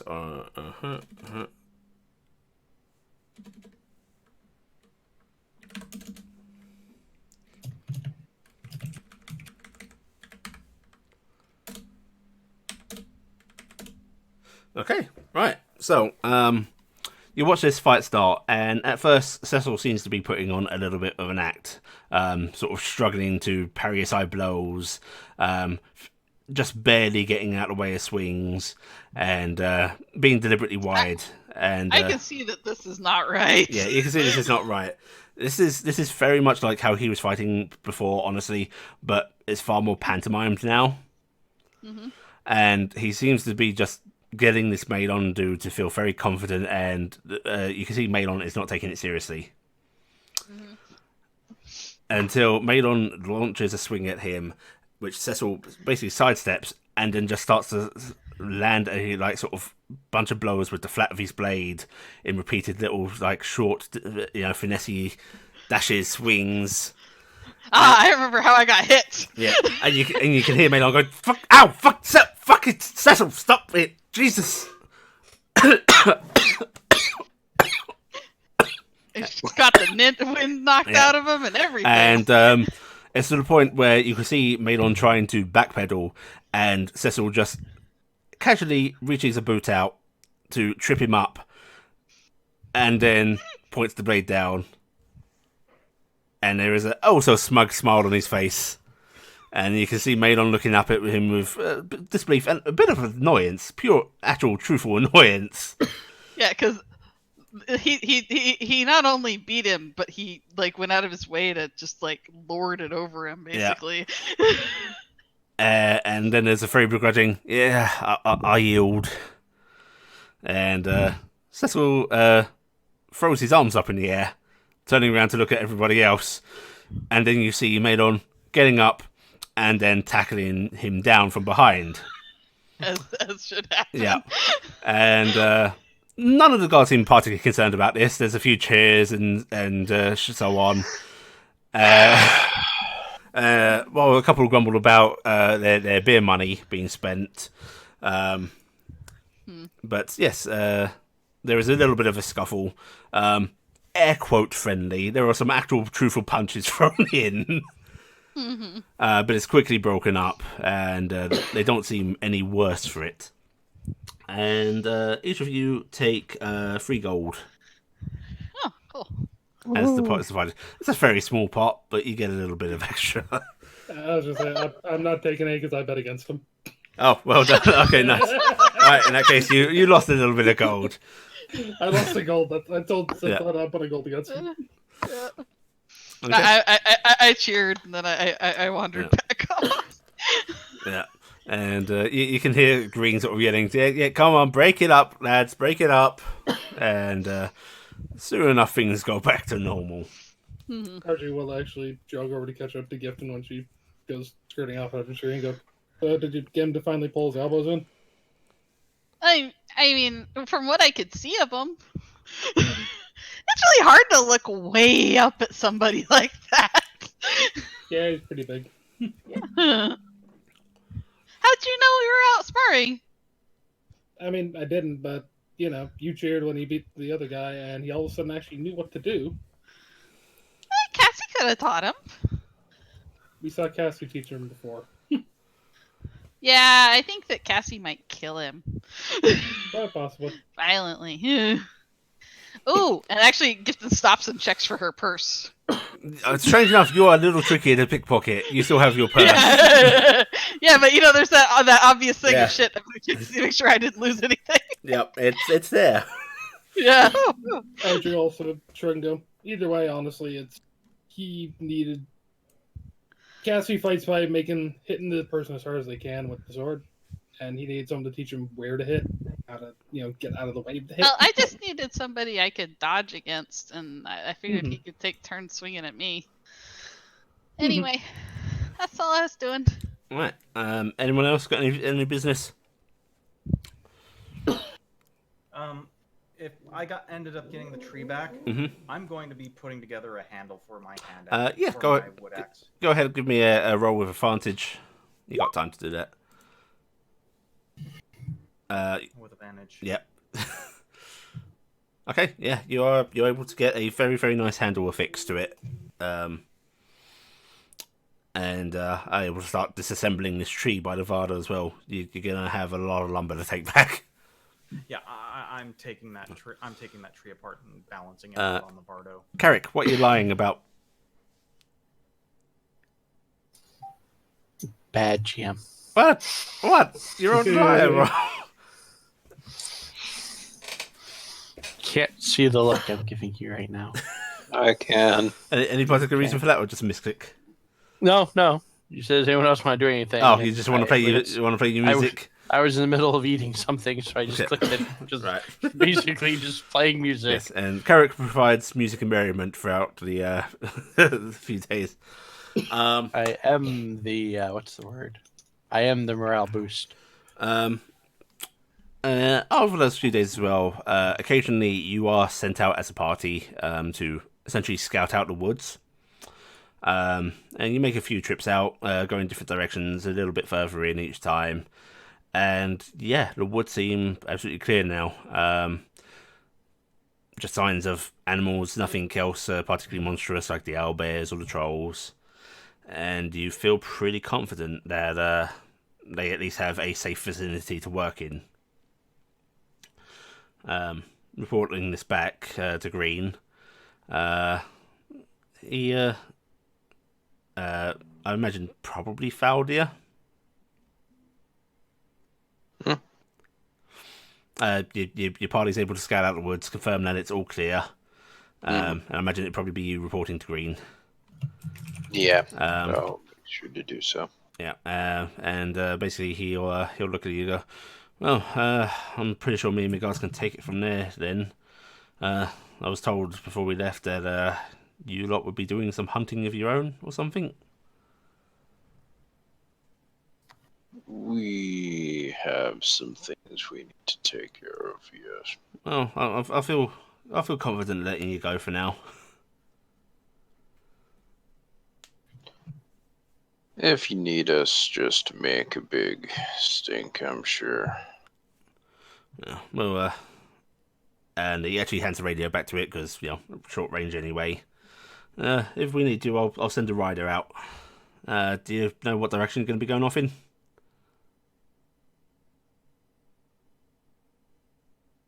I will gesture in the direction. You gesture basically mostly east, a little bit north. If you do me a favour, Somewhere in the direction of a giant saxophone player. if you do me a favour, you know how to do trail markings, right?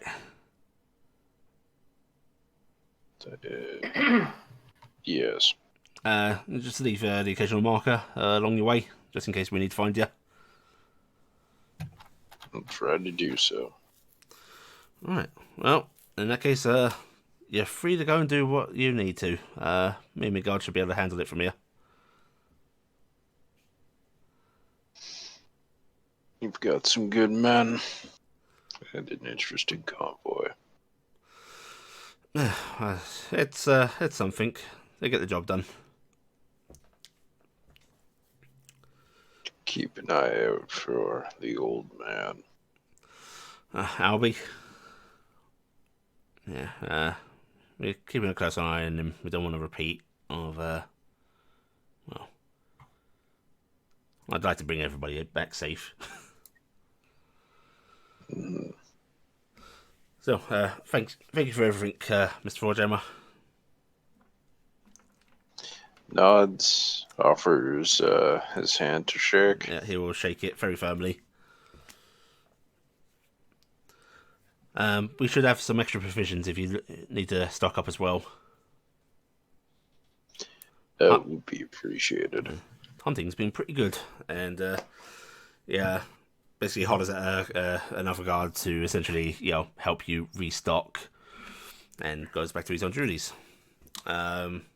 If you'd all like to take 7 free provisions each. Whoa.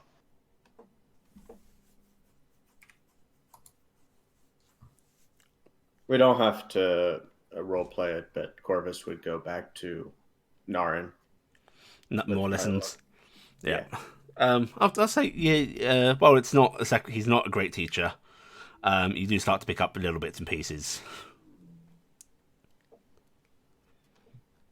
Half proficiency. Not quite yet. Yeah. You said 7 provisions? 7 provisions. Yep. Each? Each. Does And that we haven't include been Care eating- and the goblins? This will include yours. Basically, count for you and Care. You're essentially able to halve them. Yeah, so basically for me, Care, and Dingus. Dingus. And yeah, a set will be handed off for the goblins as well. They do have to be reminded to hand them off to the goblins, but it will happen. Okay, and then you are able to get underway. Where would you like to go? Do. Do you want to head into the hills where you think this church is? Or do you want to go off hunting something? I vote hills. We can look for something to hunt on the way. Hills. Hills. Let's go to the hills. So long as the hills They- don't have eyes. I was No. just about to say that. 5. I believe they have a very distinct sound. Okay, you're able to begin your journey into the hills, following this location that you were given. It takes a while. It's a substantial journey, about another week's worth of travel. As you go through the hills, I imagine you will take up your general routine of your watches and your little bits of gathering to supplement your supplies and such. Yeah, and of course we'll be a lot more freer about the goblins being able to be outside Yep. and do stuff whenever Um, we're away from the caravan. Would you like to do anything with the goblins while you're on this journey? Corvus will do what he says, and well, he won't find a rock. He will give the flint Bit of starter. flint. Yes, we'll actually teach you how to use a flint and tinder and so on, imparting great knowledge onto you of how to start fire. Swipe right. Yep. Okay, it's fine. Yep. You're able to do that. The goblins were actually when you go out gathering foul deer. They will actually volunteer themselves, saying, you know, oh, we can hunt. Good snares. Not stop long enough for snares, but maybe overnight. Check in morning. Yes, that would be a good idea. Thank you. And the goblins will go do that. I get snared at least once during. Yep, a you will walk. get snared once. There is the sound of a snare going off and Gifton and Dingus meeping. But after that incident, the snares, you know to look out for them. And the goblins will in fact tell you where they are. And yeah, while they don't catch stuff every night, you get a couple of rabbits from it and stuff like that. And it basically adds a bit of flavour to your journey. And through your gathering and the goblin snaring, basically you don't much have to use your provisions, because that is an awesome background. You're just going to end up stockpiling provisions at this rate, I'm starting to think. Also, yes. we have a cow that's being milked by a goblin every day, and we're getting eggs. Yeah. And we're just adding to the food pile that Yeah. we're trying to get through. So we're actually Now- eating really good every day. During this journey, as I said, your Wand of Detect Magic is now also a Wand of Identify, using the same charges that they shared, and you guys would know this. Do you want to identify those magic items you got? Yes. We probably would have as we were going. Yeah. Who has the Wand of Identify / Detect Carrick. Magic? Carrick? He The always wiggly seemed like a finger wand guy. I guess I have it then, since I was told I have it. You had it in the original bag of holding with your map to your mother's house because that wand was tied to your map. Remember? Oh, yes, that's right. That is tied. And directly that to we that, kept so. those together with you because that was pertinent to your grandmother. So Thing is, I though, assume the they original did. bag of holding, though, has gone into general. yes, but I'm assuming that you kept care of the map that leads to your grandmother's house. I'm assuming. I might be wrong to assume that, but I figured the thing that was directly related to your family, Yeah. you took care of. Yeah. I hope so. Okay, in that case, Carrick, you are able to expend some charges. It might take might take a couple of days. I forget how many charges that has. 3 per day. 3 per day, and let's see. I gave you. Where the hell is my notepad with the loot? 1, 2, 3, 4, 5, 6. There were 7 items, but I know they were written out someplace other than where I'm looking on. Yeah, what they that's are. what I'm trying to find. Actually, I don't know if we were told anything. I know there was the the boots are There they are. magic, Found it. Okay, so the boots of buck of speed, potion 1, of water 2. breathing, chest Okay. of preserving. You are basically. I imagine you use 1 charge to detect magic to see what is actually magic, Yes, and that reveals 3 of the items are magic. the chest. Well, if we know that the wand potion. can detect magic, I can prepare detect magic. We can lay Oh, everything out if and you'd then like use to do the that wand. instead, yeah. Why don't we do that? Because I've Okay. done detect magic before Right. for us. so. You detect magic then, and yeah, 3 of the items light up: the chest, the boots, and the little basically file. Yeah. Okay, so I will start with the chest because Right. As you ping the chest, yes, it's a chest of preserving, but it also seems to have a little extra enchantment on it. It essentially tries to thwart lockpicking attempts. It's still DC 15 to try and pick, but every failed attempt will up the DC by 2. Oh, Jesus Christ. And we don't have a key for it. The potion is a potion of water breathing.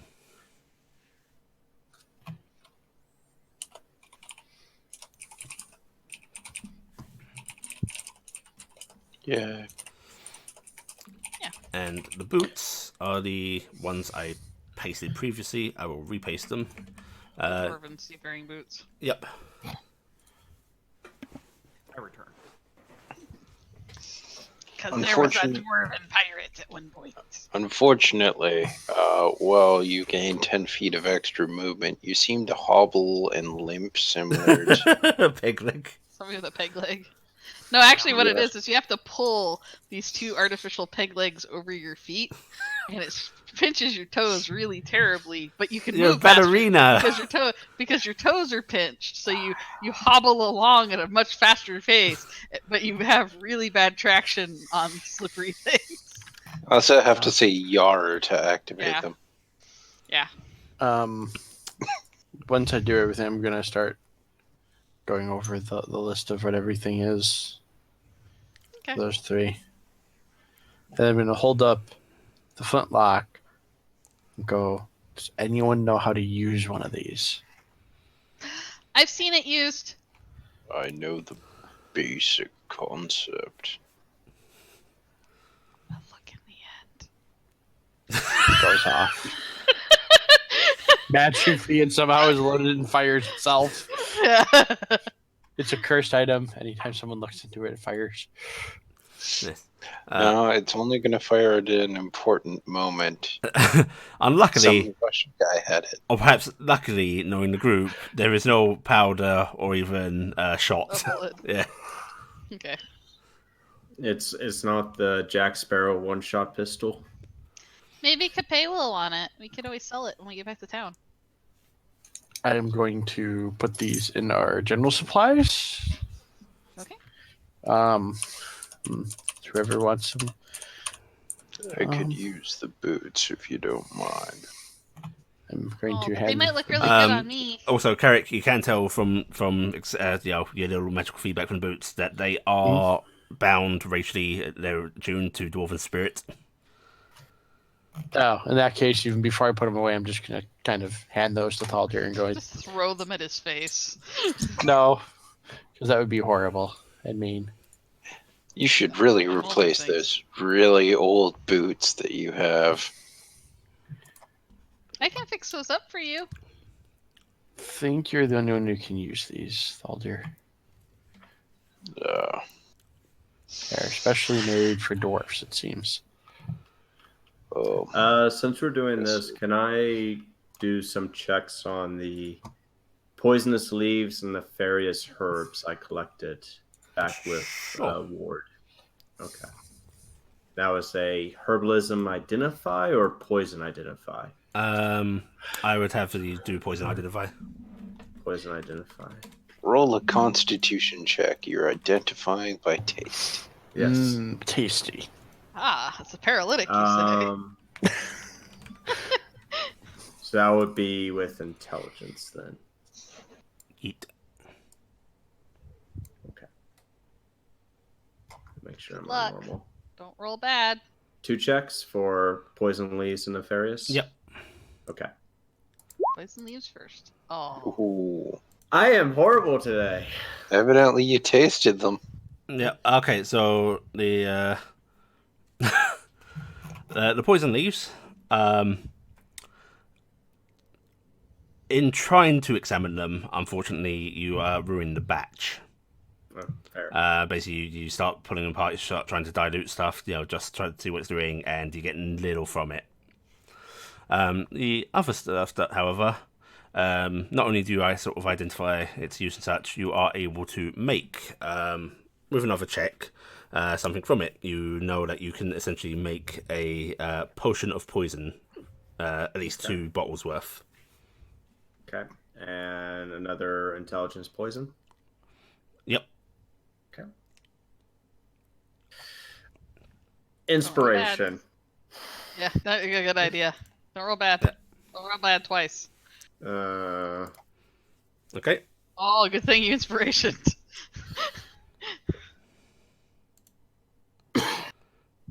Du-du-du-du-du.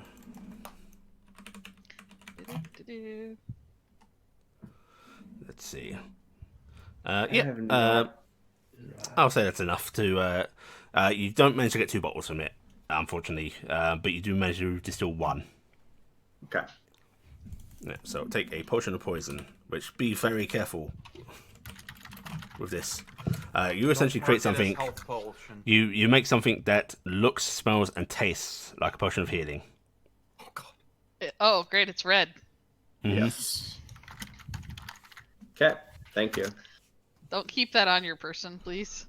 Because if you go down, we try to take one of your healing potions and give it to you. It'll be really awkward. You just funny. were bad. You were just bad at being a doctor. That's all. No. We give him the potion, and he wakes up on the other side, and Eliza just standing there, face palming. He's gonna go take some of my honey. He's gonna take a little piece of parchment, and he's gonna stick the honey to the bottle and write 9 on it, and then we won't understand what that means. Not Look, he completely true. put red X's on it. It must mean it's alcoholic. Yeah. Not Oh, there completely goes true. Archie. Back down One- the whistle. One person will understand it. Please speak, Noran. He's I not don't- Noran. Hex and I'm Reich. not Noran. I mean, whatever one. I speak all 3, Hex and so Reich. that's the one. Yeah, Okay. that's right. Anything else anyone wants to take care of during the journey? You got about a week. No. Let's see if there's anything else. Oh, I want to talk to Purvis. Oh, go for it. Oh god, we have one night of really bad music. Oh, okay. All right, Okay. no, Okay. on the night that Carrick's Carrick, playing really you snap a bad. string. Oh, Oh, no. I'm Okay, equally then bad. Mending. Yeah. yeah, I'm gonna mend that. And but it I just guess- doesn't sound, after you've mended it, does not sound tuned right for the rest of the night. Can I cast the opposite of mending? I do on, my best, but Corvus's Jesus Christ. viola for his 4. Found you managed to struggle to bear the torment. I try to sing it better. So close. It's really bad. Hey, Corvus, can I talk to you for a little bit? Yes. What is it, Gifton? You're from, Hexenreich? Is that right? Mine family was, yes. But you were raised, right? That way? Raised in for a couple of years. Then we moved to Wintercraft, and then my father and myself moved to Tarnstead. Okay. Well, I just want you to know I've been doing a lot of research and a lot of reading, and I think I understand. Now, I'm sorry if I have made you very uncomfortable. I will do better in the future. I'm just yeah. Hey, Corvus, What? do you have Yes. insight? Do you have insight trained? I do not. All right, just give me, because I was going to call for an intelligence insight. Just roll me a straight intelligence roll in. Okay. Intelligence. It's going to be hard DC. No, you have no idea what the fuck she's talking about.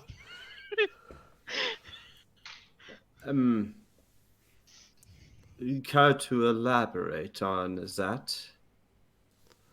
Well, I didn't want to go into your beliefs too much, because that would be kind of rude. But, I understand, the whole uncleanness. So I don't want to make you feel uncomfortable. Beliefs? Give me a religion roll. Nope. I am not rolling above a 10 all night. This is I don't know why, real but stupid. I can just see this eyebrow going Yeah, higher yeah, and higher. You're trying to think, but your father wasn't particularly orthodox as far as Hexenreich beliefs go anyway, so you're not sure. Well, she said cleanliness. The cleanliness is just good practice when dealing with the body fluids. Gifton's actually looking a little hurt. I'll try to do better. I'm sorry. Okay. I'm not following what you are trying to tell me, Gifton. Just what beliefs are you referring to? Well, I mean, you worship. Oh man, I Morgani? blanked out that Morgani. You worship Morgani, right? Allie? Hexenreich faith is primarily based around Morgani. They're a very monotheist culture, but it's up to you whether you actually follow that or not. You were raised in Barras for a long time. Morgani is the Dragoness. dragon? It's the dragon goddess of Okay. magic. Mm-hmm. How does that... with your distaste for magic, you Yeah. you may actually be quite against the traditional beliefs. Mine... I lived in Hexenreich when I was young. The religious sect of Morgani was not something that my family took much to heart. Oh, so was it culturally ingrained over there? Right, give me another intelligence roll with advantage this time. Ha! Right, it finally Yeah. clicks. Something you remember from your culture, as vague as it was in your childhood. Fae are reviled by the Morgani worshippers far more than any other religion. Fae are seen as unclean perversions of magic. I see. That makes sense. Oh, Gifton. Sweetie. Oh, this makes the whole not clean bodily fluid thing seem so much worse. Mine sincerest apologies. No, Gifton. It has nothing to do with Morgani and her views on magic and the views of your kind. No. My minor dislike of magic stems from my father, because Was he taken by a fae? No, he was taken by a man in Winterkraft that made his mind go blank. And he is, right at this moment, come very stern and very soft-spoken. That is why I do not like magic. Magic ruined our lives. Oh, I'm sorry. Mine I father... thought it was something I did. No, Gifton. No. What you do is what you do. I just don't... Magic is not something that I view with a great liking to. All in general. Not particularly to you or to Karak. You use magic, but it is not something that I hold against you. I hold against magic because of that man. That man destroyed our lives. And why I became what I am, a doctor. And it was that made me so not too keen to follow the military practices of Tarnstead, and why the Reeve is so disliking of me, because I paid more heed to my father than the men that I was meant to save. Because for me, it was my father who needed saving more than them. And I failed on that. I failed on all of that. And if I ever see that man, yes, I hope I can have his head. Well, I hope we find that bad man someday then. So I'm not dirty. So you don't hate me because I'm a fae? No, Gifton, I do not. No, I don't hate you anyway. Okay, good, because I was really worried you'd answer that. I don't hate you because you're a Fae. I just hate you because of your view. This is going to become really awkward when. I mean, this is already awkward because this is happening in Nevada. Yeah. No, I mean when Carrick starts learning, oh hey, there's a god of dragons. It's gonna be like, hey, does anyone know? You already know about this. Yeah, I don't- you went to the Morgani Temple. Remember? That's right, yeah, but I don't know Yeah. anything about the Fae thing. Yeah. Yeah. Yeah, we haven't gone deep into it yet. If I learned magic, yes, I would not purge it from myself, but I want him dead, and I want him more than just dead, I think, and I'm trying to do things to do that. So Okay, well, if I can help, I'll try to help you as long as it doesn't turn into some sort of strange John Wick thing.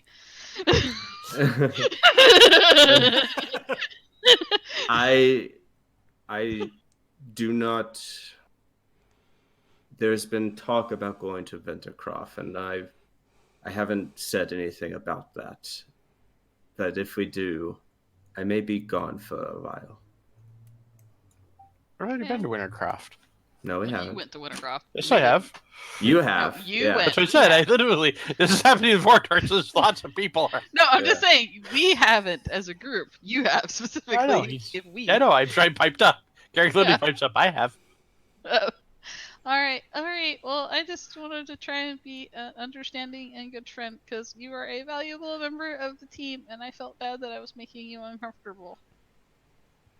Please have this flower as a token of my kindness. Flower.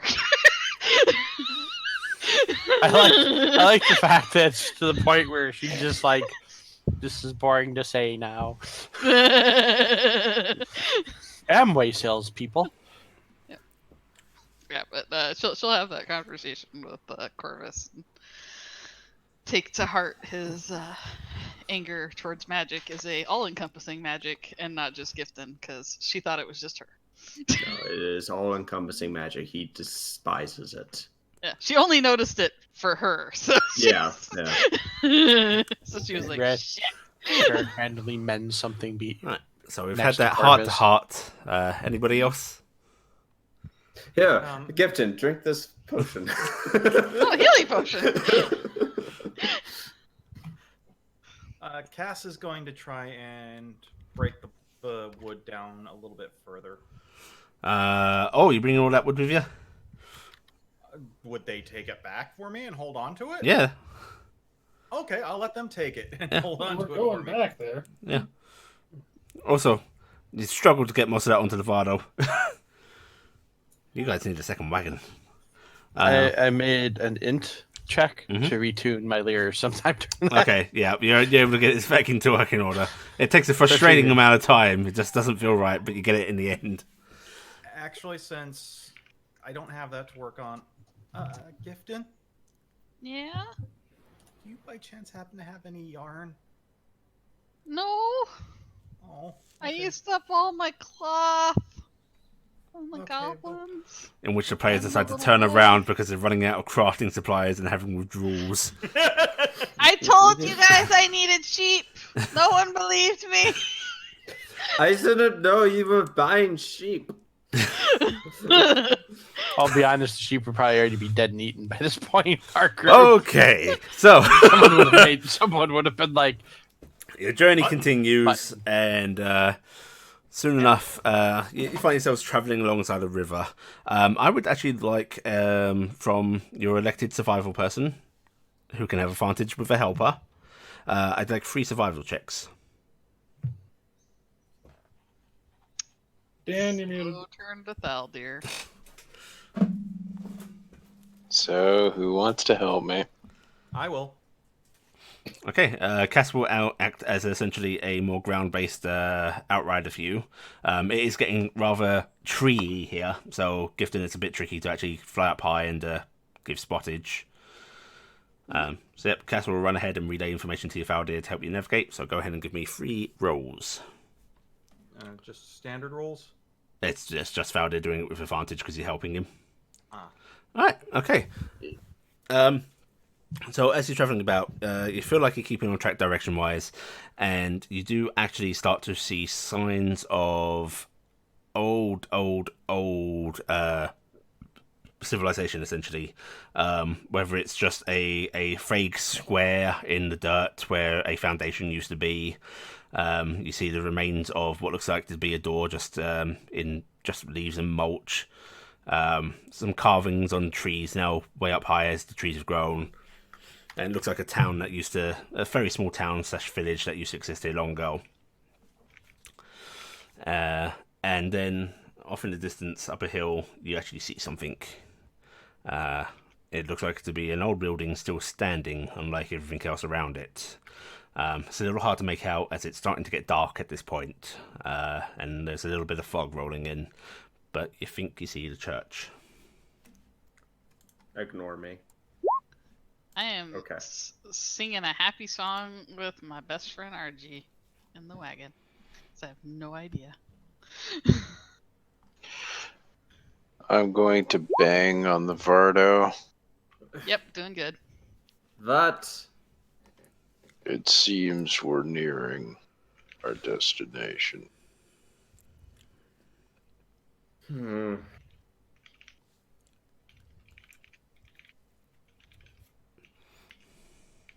Alright, you continue riding towards it? Yeah, I'm going to keep going. Okay. As you keep on going, you sort of near the bottom of the hill, and it looks like it'd be hard to get the Fardo up this, so it seems like a natural parking point, essentially. But what you see is this. Map! Oh. Oh. Ah, that's not That's not suspicious at all. foreboding. This is still a horrible place to go. I can't believe you people Are those persuaded to come here. bodies? There's no buddies. Hello. Well, Gifton really wants to learn that's a about tree. religion. Yeah, for a moment, you see rocks and branches that make you go, ooh, buddy. But it's not. It looks like a body. Yeah. Cool. Oh, this looks really neat. Can we use that instead of Saxophone Man? Yeah. Sure. I'll miss you, saxophone man. Goodbye, saxophone man. And hello, tiny picture that won't really show well on this map. But here you go. Let's shrink that down. No, put that there as big as it is. Oh. Here you go. Yeah, it works. We've lost the power of smooth jazz. God damn it. No. Hey, Siren Call brought us here. We have these things.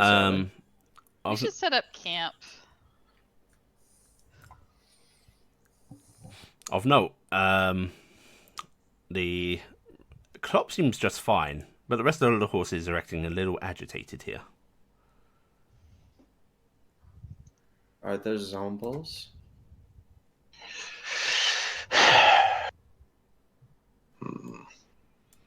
Of special note, Kronos, I need an animal handling check from you. Okay. You have a high-spirited horse. Yeah, Boss Hoss is really stamping his feet and is trying to sort of turn around and head back the way you guys came, but you're able to get him under control. Do you think it's haunted? Could Well, be. we've dealt with ghosts. I'm gonna check to before. see if it's haunted. Okay.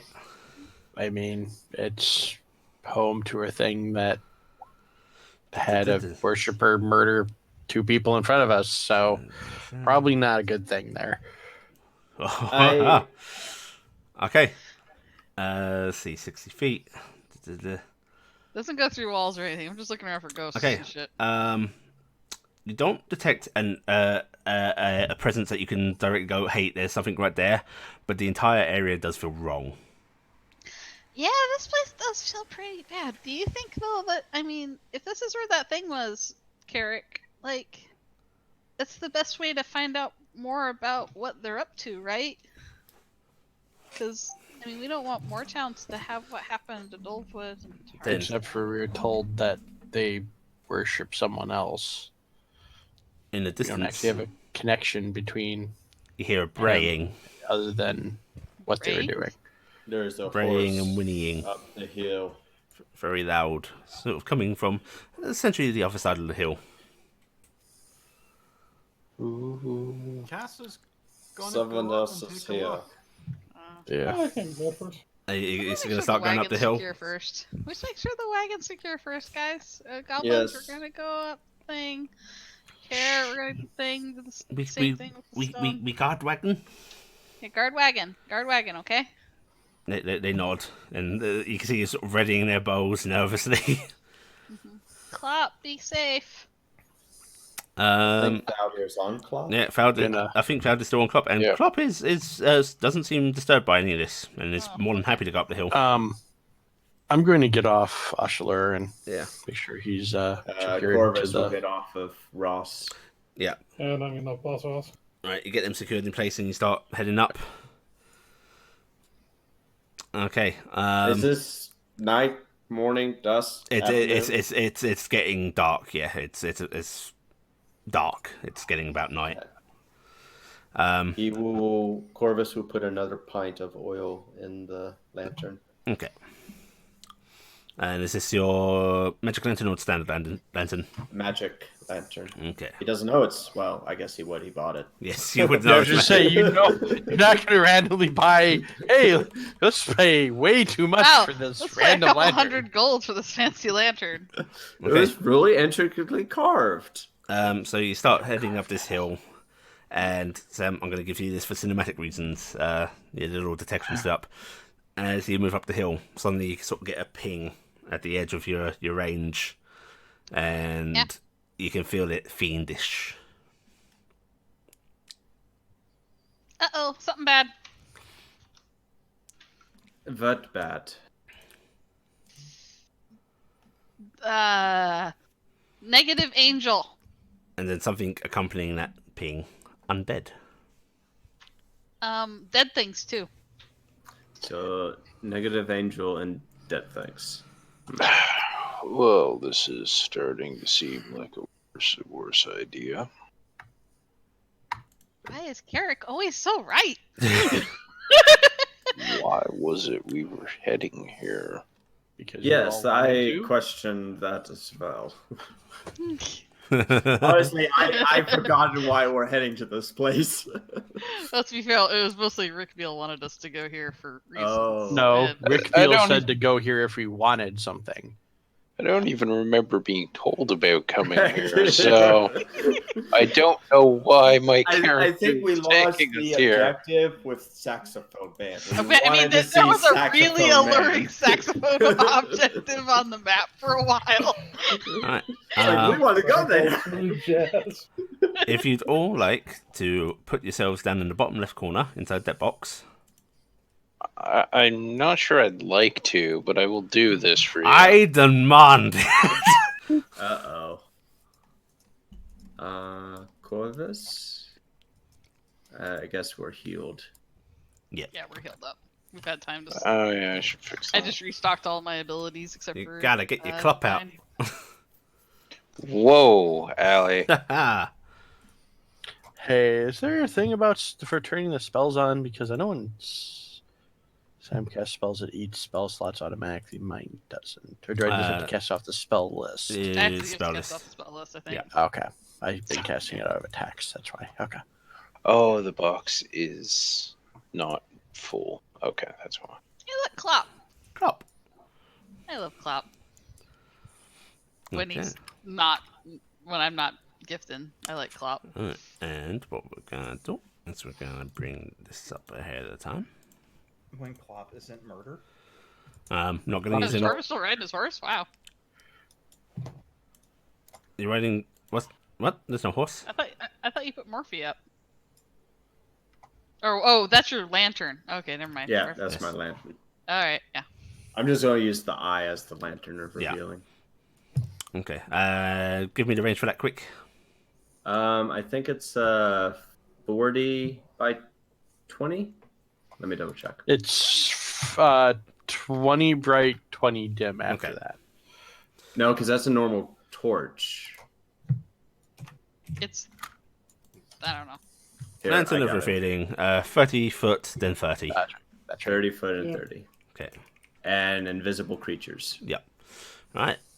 Specifically 30-foot radius. Okay. If everyone would like to roll their in it ahead of time, I'm not going to use them just yet, but may as well get that done. Oh! Hey, there's where your high roll was. Yeah.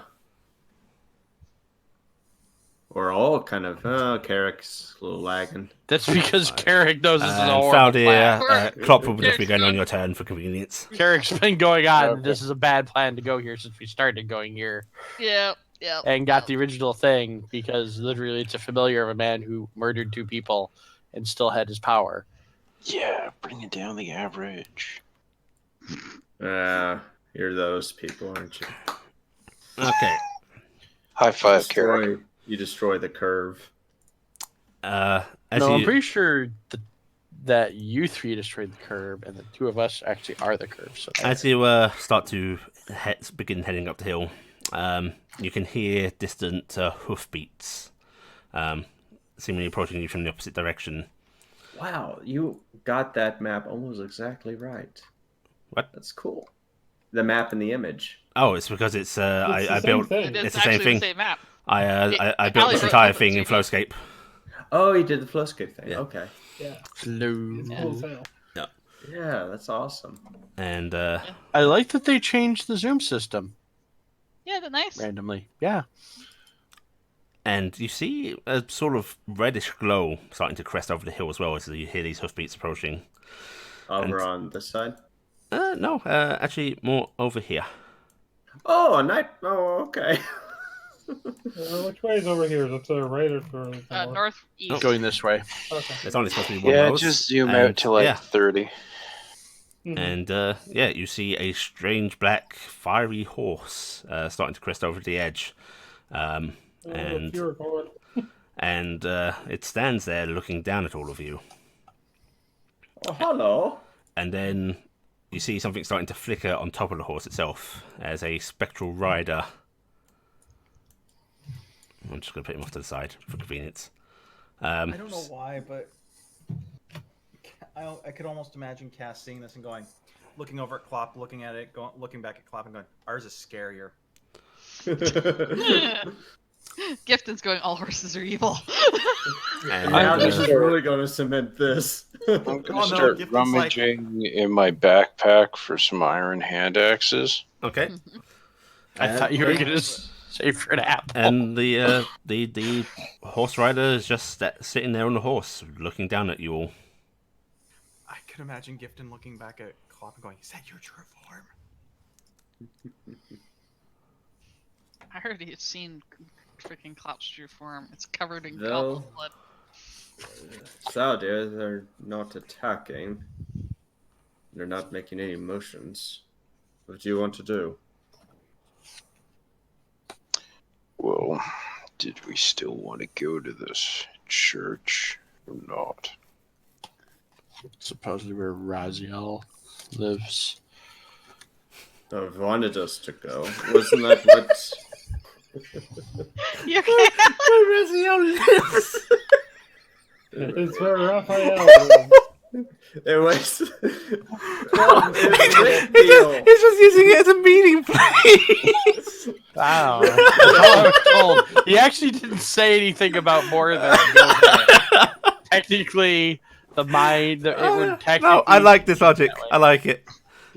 It's where Raphael lives. Now we've had weeks of Raziel. time since this conversation happened You're that not it's saying right diluted in name. our minds.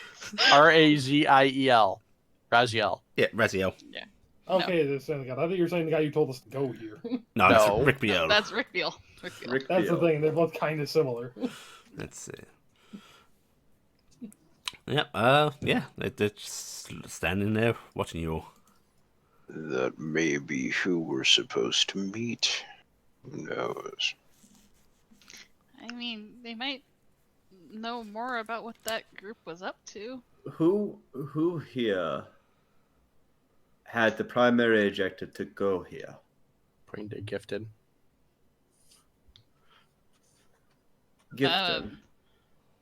Yeah, I want to know what Rickfield and them were doing. I mean, they're pretty embroiled with those guys down south.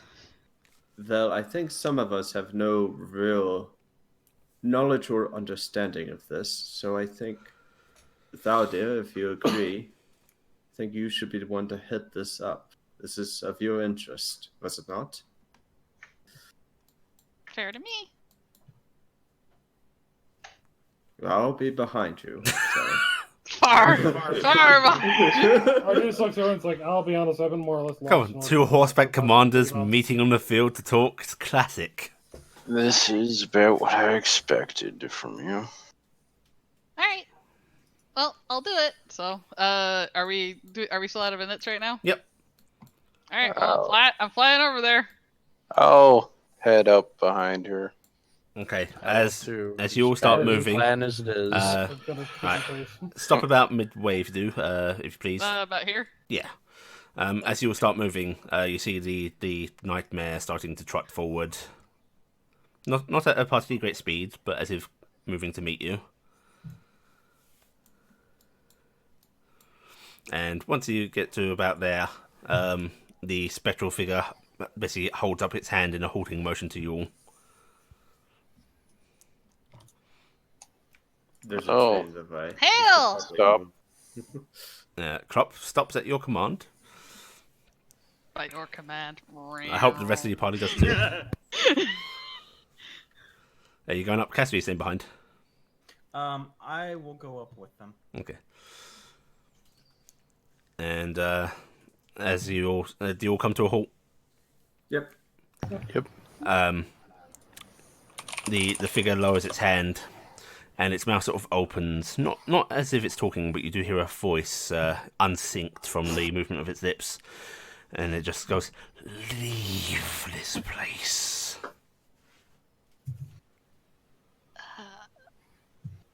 Pretty, what is this Okay. place? This place is our hallowed ground. And who are you? So we know to avoid? I am Oriel. Oriel? Oreos.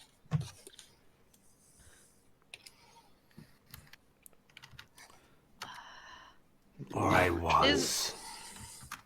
Is Raziel in the church? I do not go into the church.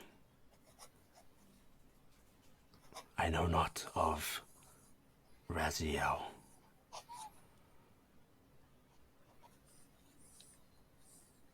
Look at everybody else. Well, should we just assume that we got a bad lead and go? Arjun's gonna come in and goes like, out of curiosity, did you see a guy named Orel come to your couple months or years back? And she kind of mimes out like size of Orel, kind of tubby dude, that sort of thing. Bald.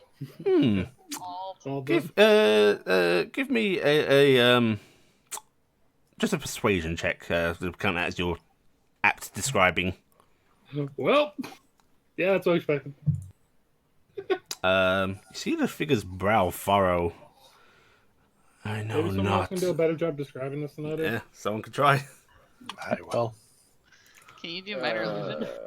That's Actually, just. maybe wait. Yeah, if you want to. I'll just do this. Yes, we'll try.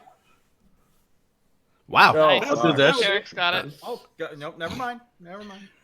Sounds older, more rotund than I remember, but I know of who you speak.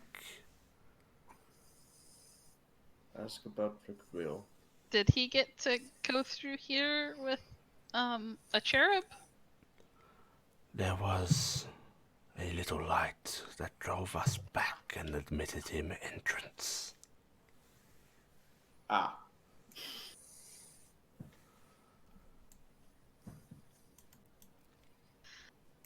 What do we have to do to gain entrance? You may not have entrance. Leave.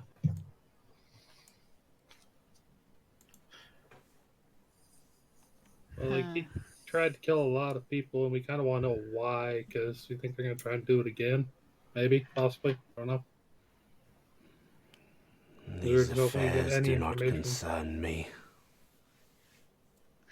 Who is this ground hollowed for? For all who fell here, in Who fell? defiance of the light. I fell. My men fell. I want to make a check to see if I can figure out what he is talking about. Okay, give me a history check at disadvantage. It's Okay. They're just going to mother. It's like, why do we got to keep fighting fucking go? Nope. Damn. no. Not good enough. I know that There's already. been so many conflicts in this region. What was the light? Light of the gods. Oh. Does he have armor that we can see on? Yes, it looks like he is wearing a breastplate. He has, in fact, a shield affixed to his arm.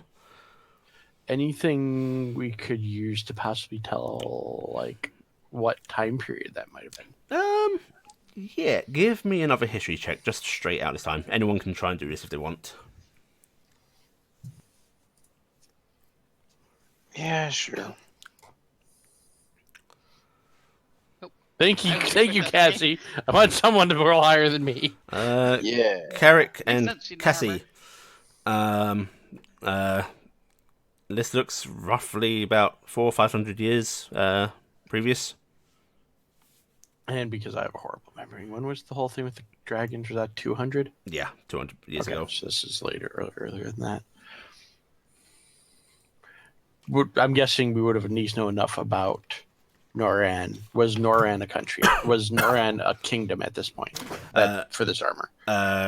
Or what? This country or 400 your years. neighboring country? Like, oh yeah, that's right. We're in Barast. Yes.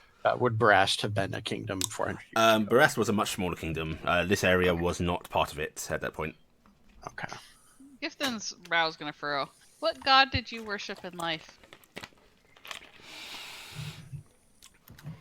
I spurned worship. Fair point. Oh, they're atheists. Oh, I spurn. Yeah. I thought it was Iceberg. ice burn. Is what I heard. I'm like, wait. I spurn. Iceberg versus. I'm like, how does ice burn?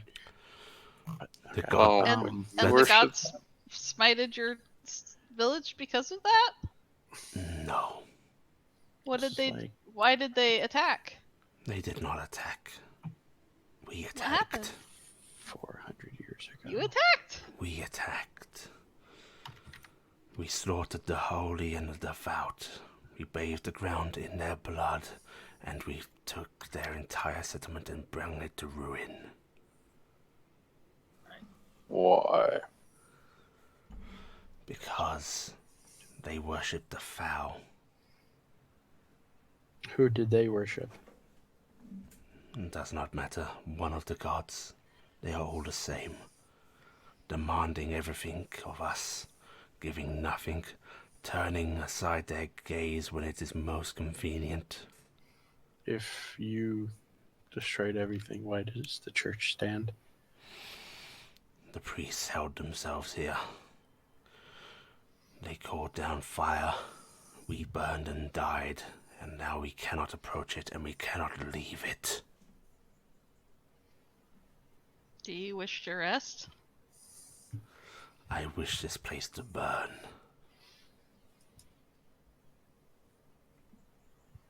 How far away are we from? Because I don't actually know if this isn't the church here, right? Yep, that's the church. Oh, okay. It's a tiny little chapel thing. Okay, from where we are, can we see anything on it?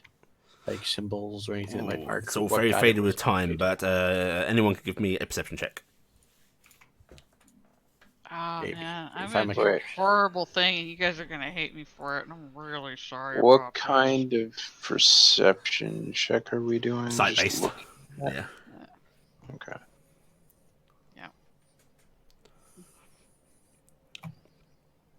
Gifton looks over at Thaldir. Hmm.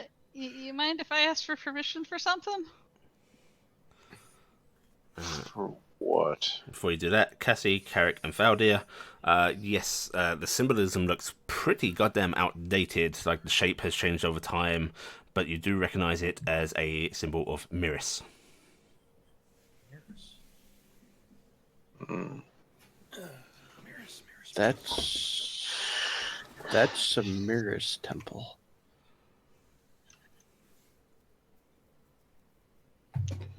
What did you want to ask for permission for?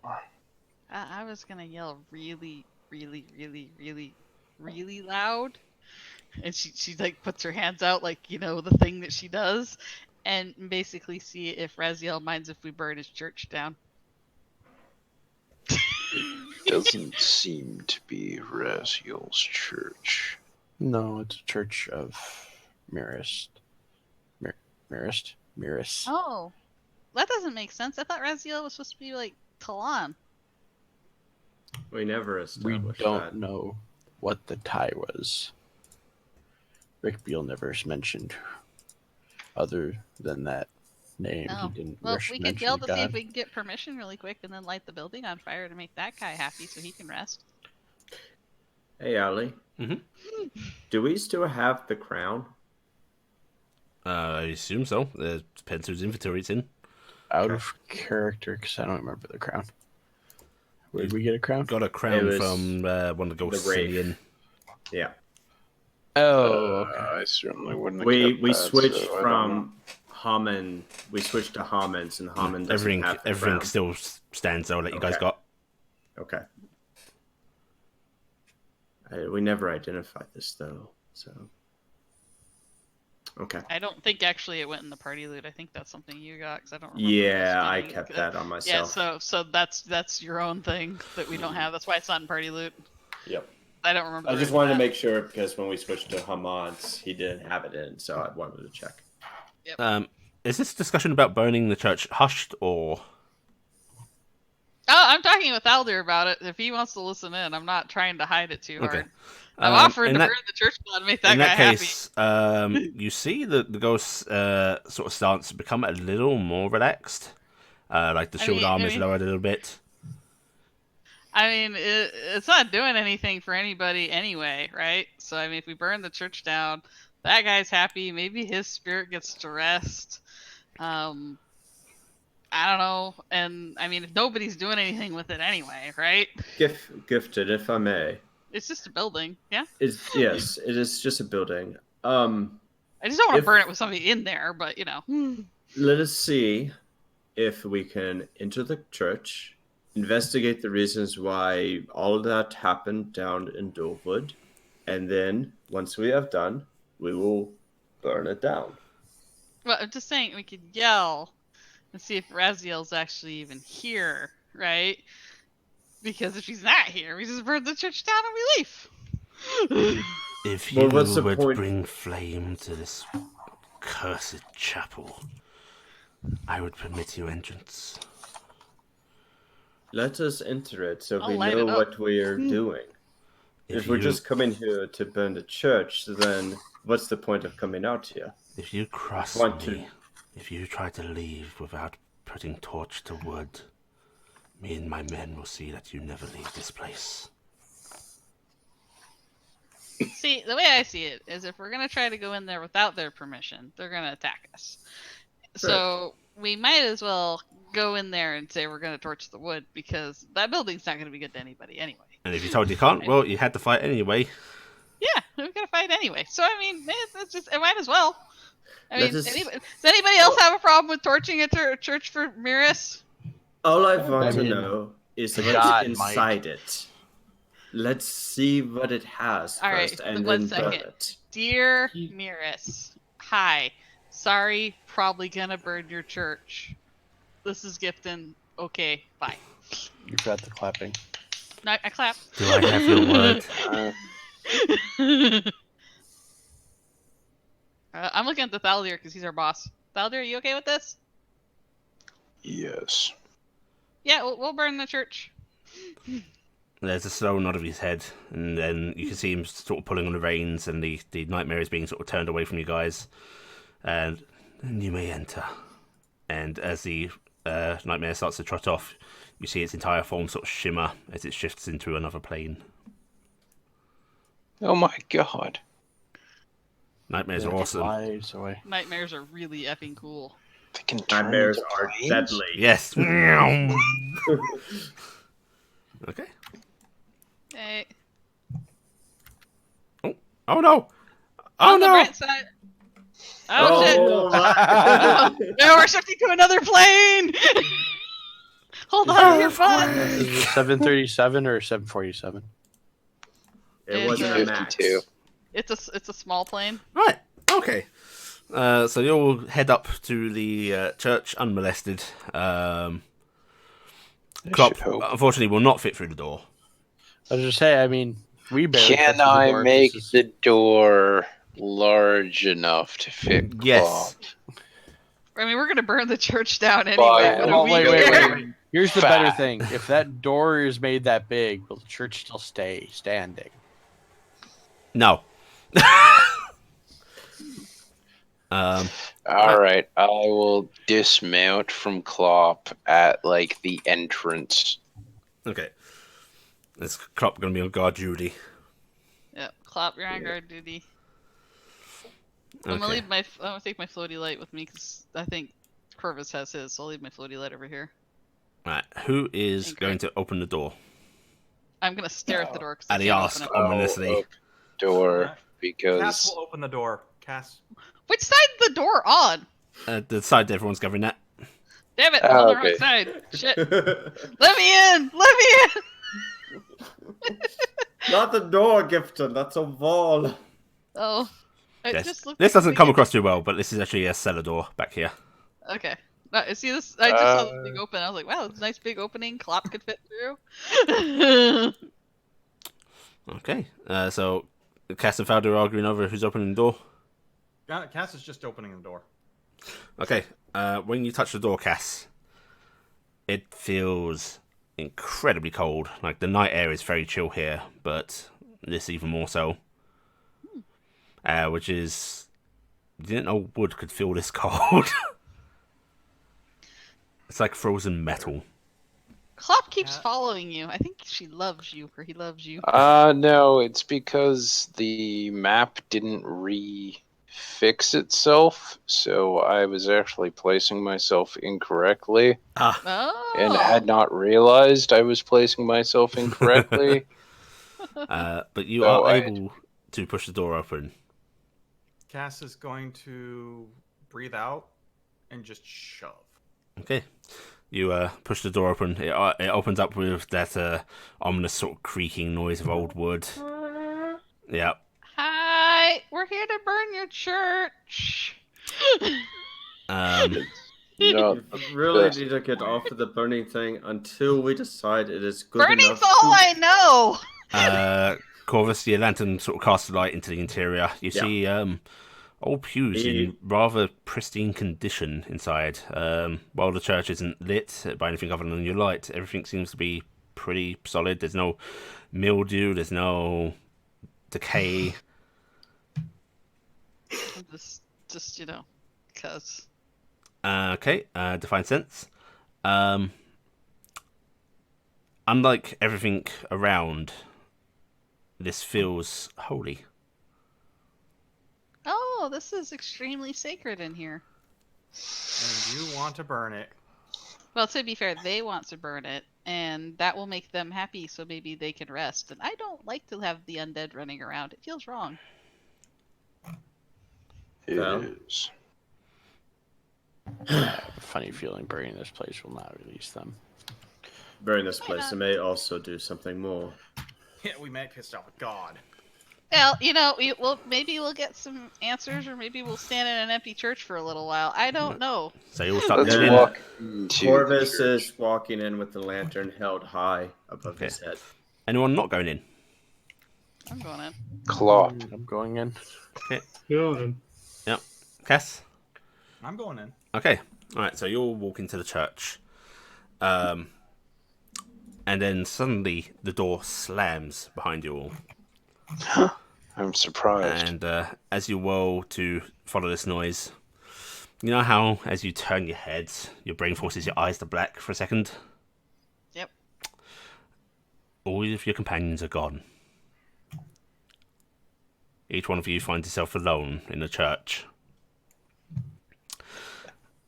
Archie! And Archie!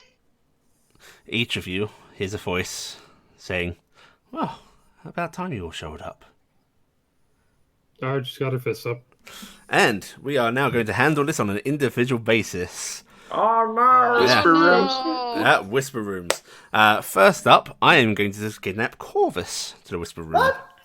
No, Goodbye. Help! Are you Bye-bye. gonna leave them in another room Yep. after? After we're done in the whisper room, you will be moved into the holding room, and once everyone's been through into there, we'll hop back here. Is that where we're held gently so that we can recover I'm from assuming it's the so we don't horrors of... tell shit. Yep. No talking about what you've seen until you've been through it yourself. All and so we right. can hold So each are we other allowed in to text comfort. each other panically? No. Well, you can. Oh, God. You can Oh, God, amongst oh, the God, people oh, that are in general, and the people that are in holding can talk amongst themselves. But that's it. Oh. Okay. Goodbye, Corvus. Yeah. So we're. Oh, okay. When Hello. course is light, All right. everyone's in darkness. Corvus. Yes. You hear this voice behind you. As you're looking at the door, you turn back around to face the interior of the church. And you see a figure, just sort of lounging lazily against the altar at the back of this church. Seems to be a rather average man.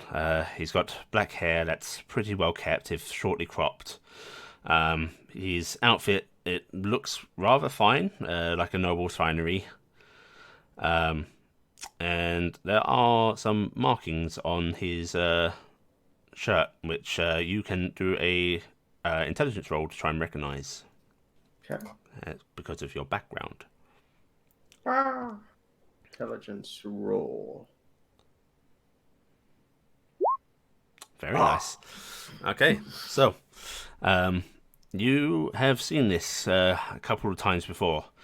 When a military researcher would come to visit the garrison. And judging by the markings, this is a very, very highly ranked one. Corvus Adalas. You catch me in a bit of a state. I do not know who you are. Oh, forgive me. I'm Raziel. Razio, there's been much discussion on you, it seems. Oh, I would hope so. I don't imagine you all walked in here without some serious consideration.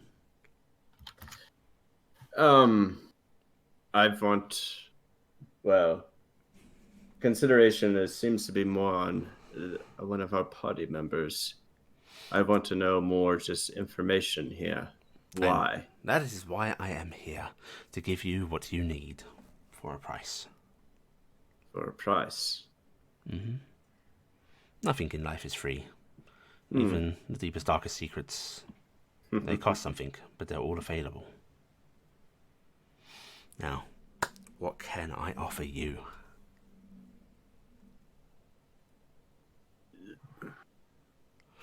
Is there something you wish to know in particular?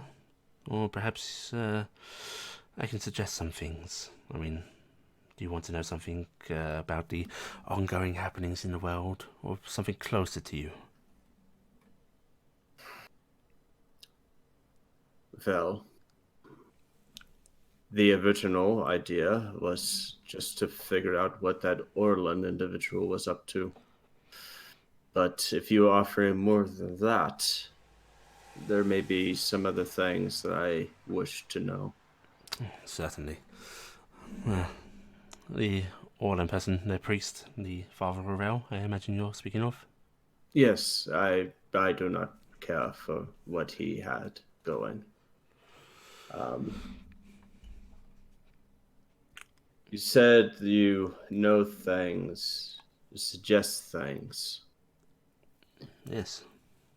As to Father Ravel, I can easily tell you what he's all about. I would need something in return, though.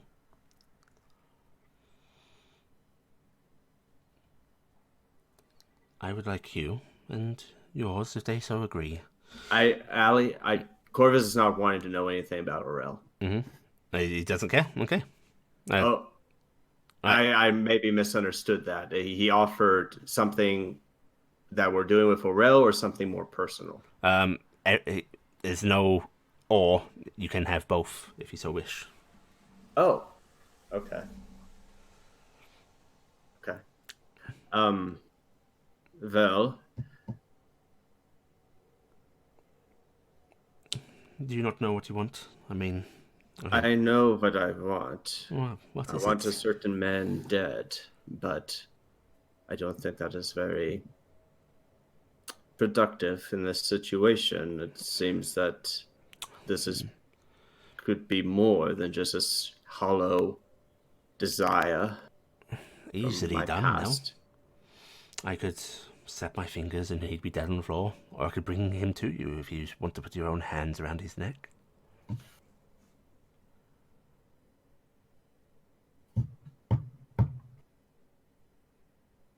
Or maybe just his location, cheaper.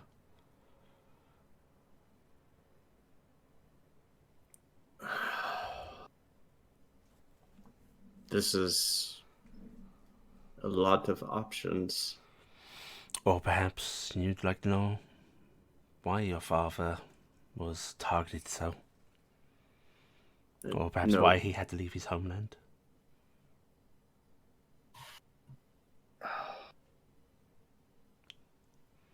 All the things he never shared with you. And He is. I'm honestly very sort of torn here. you see this figure reach down behind the altar, and he pulls out what looks to be like a thickly bound book, some sort of loose papers sticking out of it. You recognise it as a research journal as such, and the lettering on the front of it seems to be in the Hexenreich tongue.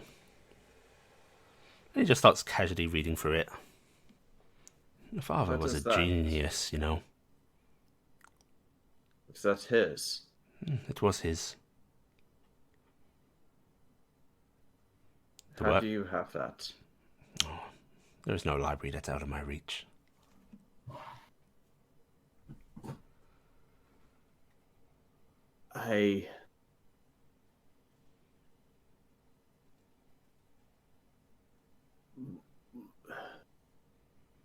What is it?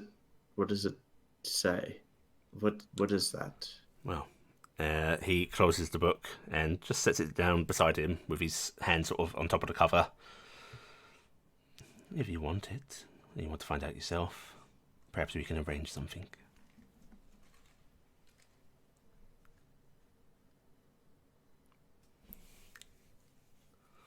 So what is it? Do you want this? Do you want your dead man? Do you want both? A higher price, but it can be done.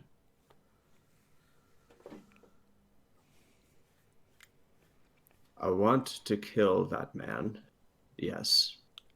I want to know what my father was so invested in. I never learned more than what he told me in a young age, and then it was all gone because of that man. Ratio smiles. Well, I can help you, my friend. And what can I help for you? It depends. Do you want to find the man yourself, or I you want know him where brought to he you? is. He's Oh, in Wintercraft. no longer. Then I would find that out. So just his location. I can be quite exact if you want. Okay. That's a minor price. As to this work, a little more expensive. What would be a fair trade? How about just a simple delivery? Taking a package from one location to another should be on an easy path for you. If that is the price for what my father knew of what he lost, then a simple delivery is easily doable. Marvellous. In that case, there will be, once you return to Dolphwood, a man waiting for you outside a warehouse near the docks. Look for the red marking on his cheek. He will have a package for you, a rather large one, but you should be able to manage. And I need it taken. I need it taken to Roadvale on the coast. Roadvale? Mm-hmm. I don't need the map again, but I'll get it. Yeah. Not too far. If you do such, there will be another man waiting for you by his ship. You will see a red brooch on his lapel. Ship's captain.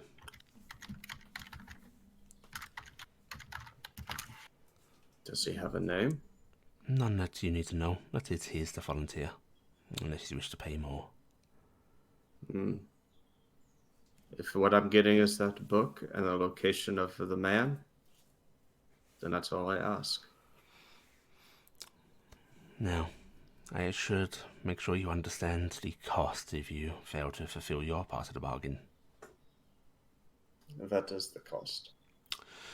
Your life, your soul, your very mortal existence.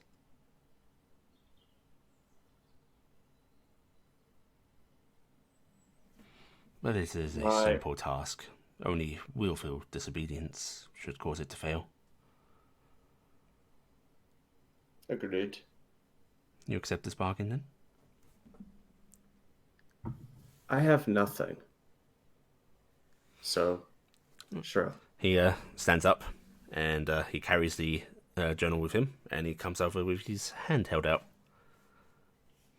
Corvus will, I guess he's standing. Mm-hmm. He will just stand straighter, hold his cane in one hand, straighten his tunic, hold it out.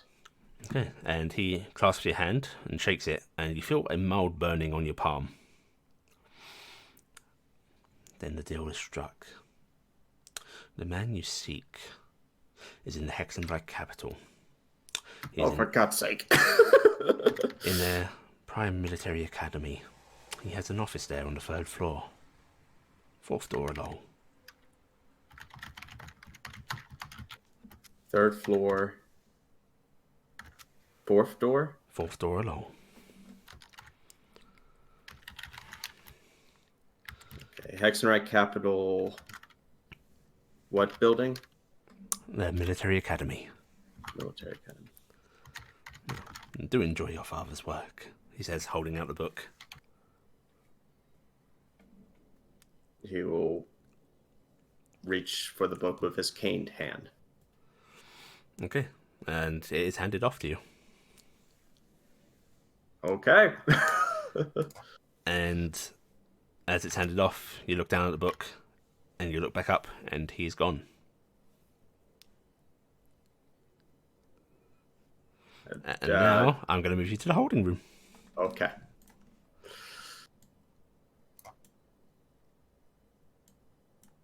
I kidnap you, Faldir. Ah. Okay, Faldir. Yes. As you turn to see that source of the voice, you see a average-looking gentleman, seems to be human, short-cropped black hair, in quite fine clothing, very smartly tailored, and seems to have some markings on it, which you can do an intelligence check to identify if you want, considering your background.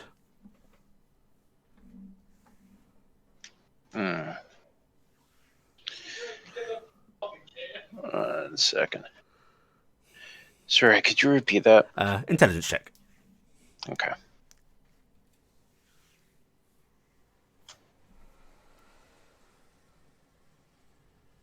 Okay, I evidently somehow closed my sheet. Oh, That's no. what I can't.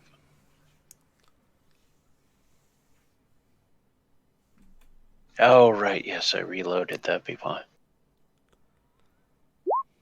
Okay. You saw something very similar. It was in its early days back then, but occasionally as your army was moving along and you'd pass through actual cities, you'd see them. He has the markings of a highly ranked military researcher, specifically for Barast. And he smiles at you, just sort of lazily lounging against this altar. And Faldir Forchammer. Such a fine name. I always like you dwarven names. What should I call you? Oh, I'm Raziel. I've heard about you. Yes, and I've heard all about you. Rick Biel was very fond of a particular member of your party, and has not stopped talking about you all. I had to look myself, and you are some fine specimens of adventurers. Really grand work you've done so far. Are you a representative of Maris? Oh no, haven't been for a long, long time. Long before most of your nations, in fact. But this is nice and familiar. It reminds me of the good old days, but by his side. Are you responsible for the devastation out there? Oh, what, around this little place? Oh, no. That was some of my more angry ex-companions' duty. Never much brought into the avenging aspect of my nature.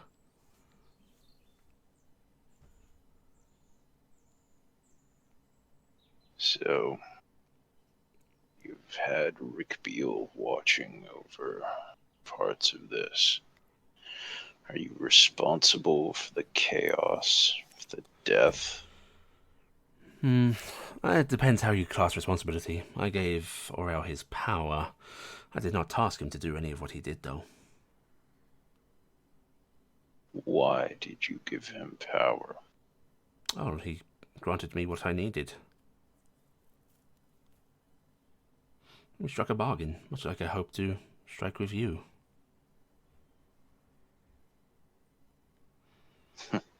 This, and he pats his body, this fine gentleman was Aurel's gift to me. Oh, the scandal if people knew that he had had a son.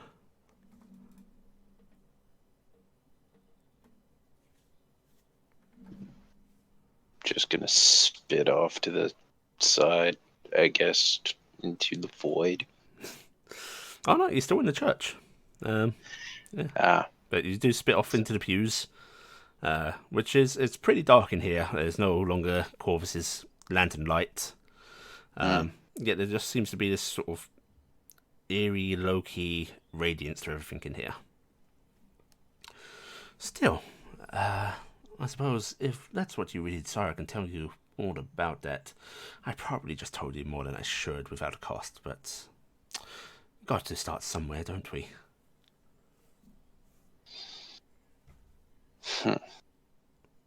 Now you want to extract a deal for your purposes. For my purposes, and I think it would be very useful for you as well. I mean, I can offer you power and all this kind of thing, but I think information is what you would truly love.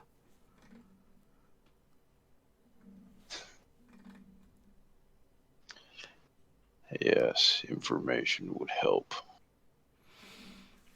Now, I think there's something you are all seeking, or wanting to know, and I would have a little task for you as a group. A minor thing, no harm coming to anybody. That I could give you that. But the reason I wanted to talk to you all on an individual basis is for those more personal things that you may not want to share with your friends. And here I thought you were trying to play the prisoner's dilemma on us. Oh no, there's no need. I already know everything I would need to know from you all, and frankly, I've no desire to force you all into a bargain or trick you. I will always tell the truth.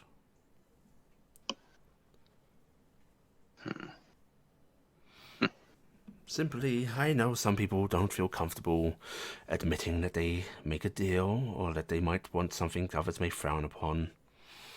Like vengeance. Because and he starts to walk over closer to you. I know something you may really want to know. And then he leans down beside you and just sort of whispers into your ear. She was pushed.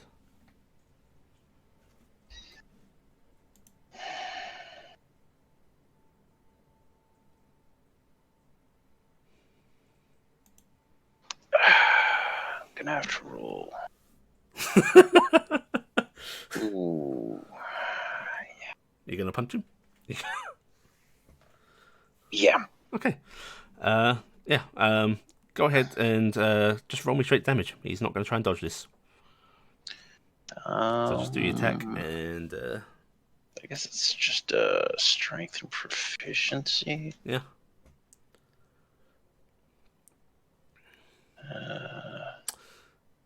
Actually, I can't even. Just go ahead and use one of your weapons. It'll be funny. It'll alarm the rest of the group.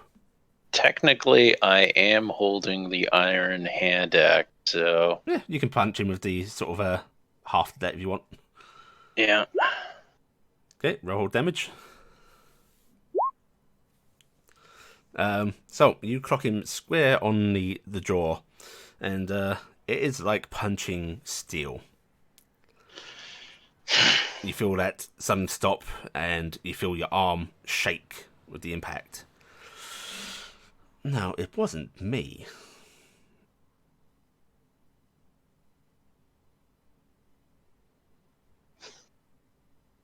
Sorry, can you hear Kronos through his door?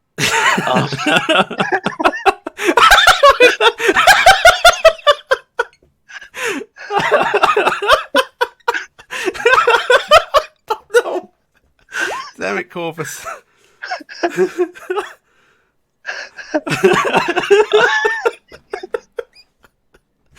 Oh, what fun we have. Yep. No, No? that's done. I'm afraid it's not done. But I suppose, if you don't care.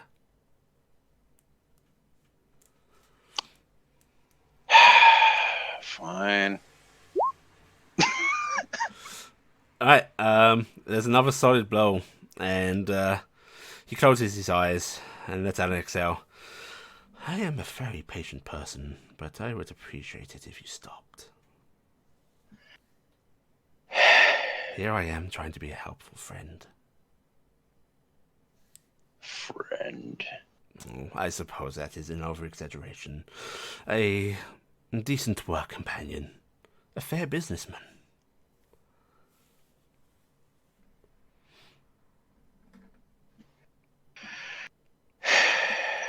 You're a trickster. There's a sort of soft smile on his face. Oh, sometimes. But honestly, I have not decided to trick you.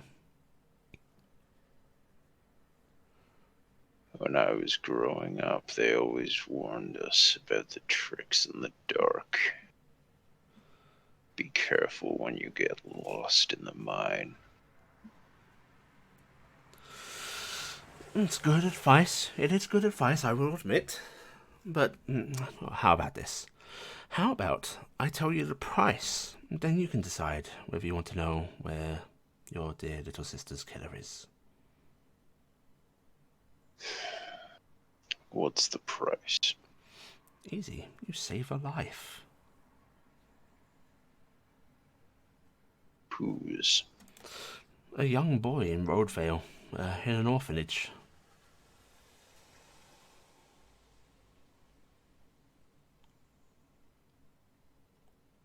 You'd be a Samaritan. You'd be a hero.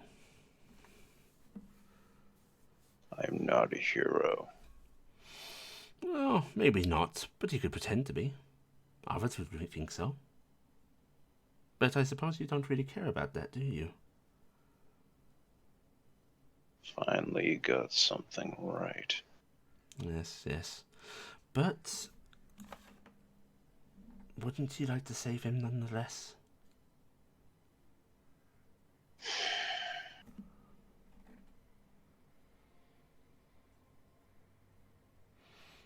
I'll save the boy. Marvelous.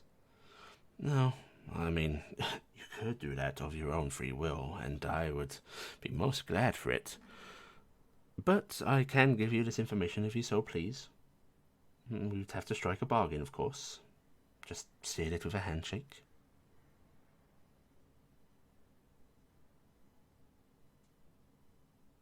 No. No? Well, No. so you're acting out of the goodness of your heart.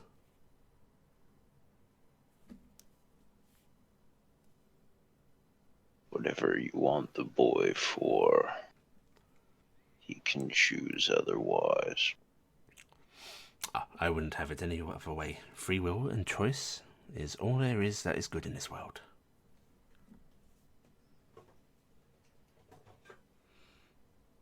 Well, in that case, I suppose our business is done.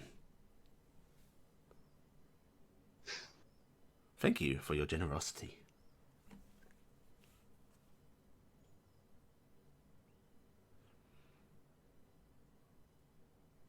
Don't harm any of them. Wouldn't dream I of it. will find a way to destroy you. That's what I'm counting on. And suddenly he is gone. And you are alone Talk in the to you church later. still. Bye-bye, Hat, then.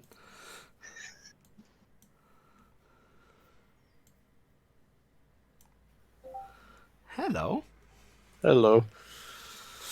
So, you hear the voice from the back of the church, and turning around to see it, you see a middle-aged man, short black hair, wearing quite well-cut, almost noble finery, but it looks a little more professional than the usual noble flounce.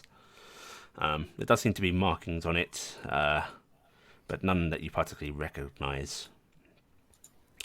And he gives you a smile and goes, "Carrick Mask." I'm gonna start speaking in Enochian because I can. "Oh, that is grand," he says in Enochian in reply to you. "It's so rare to find one of you that speaks our tongue these days." That's what I have heard. Yes, did pique my interest, I will say. I have no idea how you even managed to find any book containing it. It's not supposed to be, well, knowledge that exists to your kind. It's just took some luck, so to speak. Yes, luck. Some rather strange luck, I will say. But it brought you all to my attention, and I am so glad it did, because you are a marvellous lot.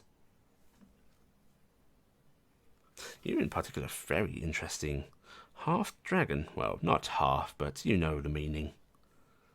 Yes. And he gets up and he sort of walks over to you, and he leans his head side side as if regarding you. "So, there is a bargain I wish to strike with your group, but before that, maybe something more personal.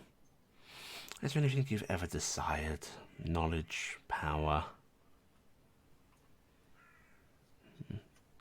Something simple as comfortable place to live, or a longer life, or protection for one you so dearly care about? Or perhaps you'd like to know your own history?" I've been learning some of my history. Well, it's very good that you do. We are nothing if not what we come from. It influences us, directs us, even if it does not control us. So, you can, I guess, know what Rick Beale knew then. Oh yes, Rick Beale was my little friend. Him missing the wedding made Gifton a little sad. It is unfortunate, but I'm afraid Rick Beale was to be put to work. Had to keep an eye on one of my old assets after all.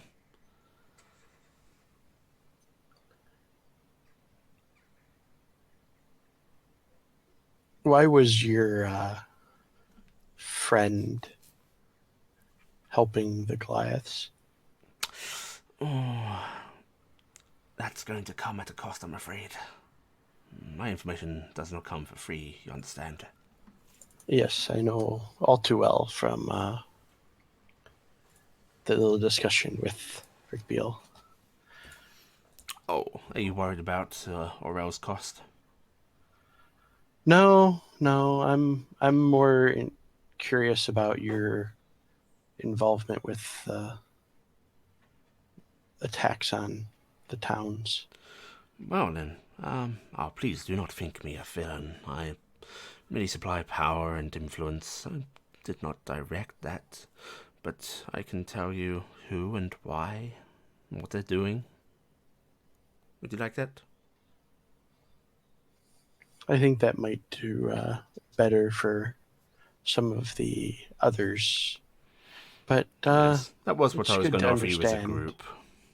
Understanding that yours not your direct cause in that is waylays some fears, I may say. Yes. Now, I will admit, and he puts his hands up in an almost sort of comical, theatrical fashion, my hands are not clean, but not many people in this world do have clean hands.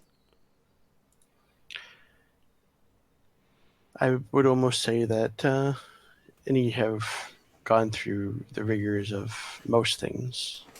Cannot say their hands are completely clean. One time I may have said mine was, but we have done things in our trip to stay alive that has said others. Now, but what I can offer you, there is certain aspects of your lineage that I doubt will come up that could be of interest to you. Or perhaps you just want some power and security. How can I help you?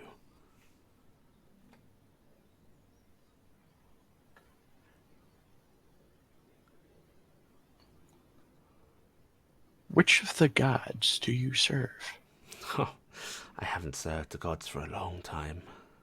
Ah, you are a free agent. Forcefully, I unfortunately cast out, not appreciated.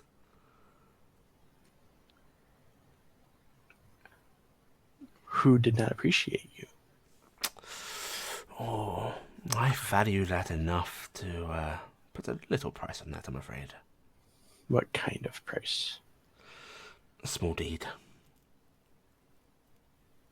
I would even roll it into a greater bargain if you so wished. When you say small deed, how small? You don't have to say what the deed would be, but No one would come to harm. It would take a few minor days at most.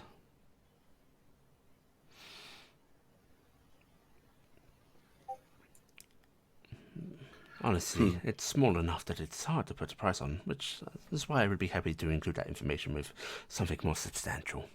I don't want to rip you off, after all. let's maybe think about what else you might be able to.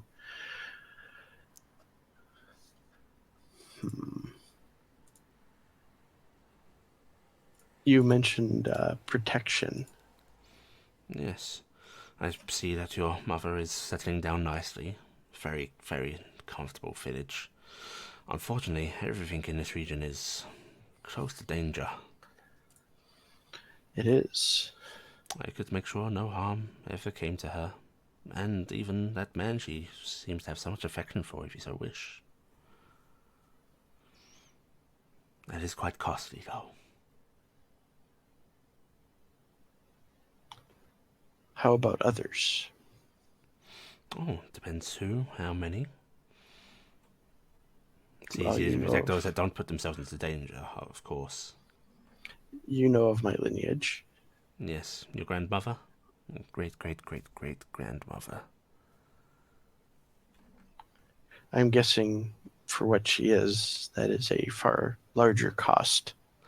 Far larger cost, and she is already far past due.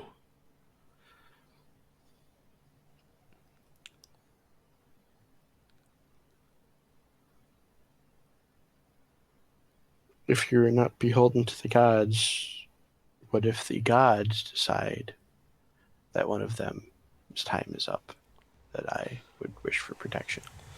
Then I would be quite surprised.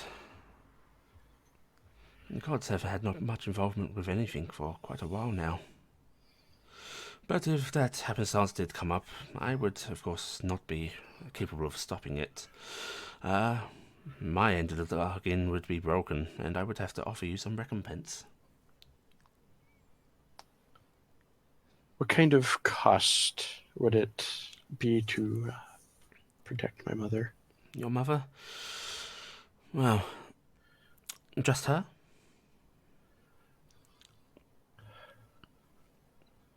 And, crud, can't remember his name now. Her boy toy. I would appreciate it not being worded like that. Forgive me. I don't get to socialize much, so I'm a little bit crass.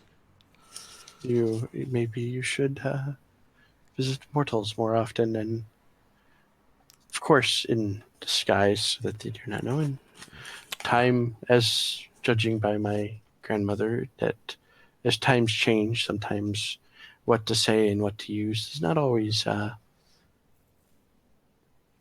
continue to stay the same, one might say. It's true, but for the two of them, I can offer you a couple of bargains there. One, there is actually something in your grandmother's possession I would quite like to have. But that is, of course, dependent on her. Dragons and their hordes, you know, they get quite attached. But if you could acquire it for me, I'd very much like that. If you're not willing to do that, though, no, you would not like that bargain. I take it you are not willing to spill blood for my cause.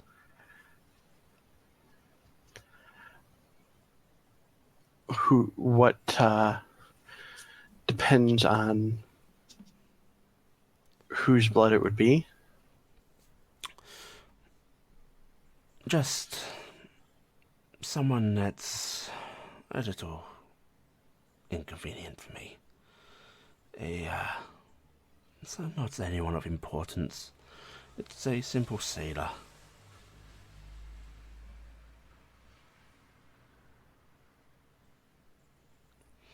Not the nicest man, not the nastiest either, I will admit. He is not unredeemable. But frankly, he hurts enough people that I don't think you'd mind. What kind of problems could a simple sailor cause for one like such as you? I'm afraid that information itself would cost too much. Unless you're willing to give up your mortal soul. That is off the table. Yes. This thing that would be in my grandmother's possession. An old amulet. I imagine she doesn't even remember she has it. Would this cause harm to her or Not others in the that are slightest. here? Would this assist those who have burned my house, my home? He actually seems to consider that for a moment. It would assist me more than them.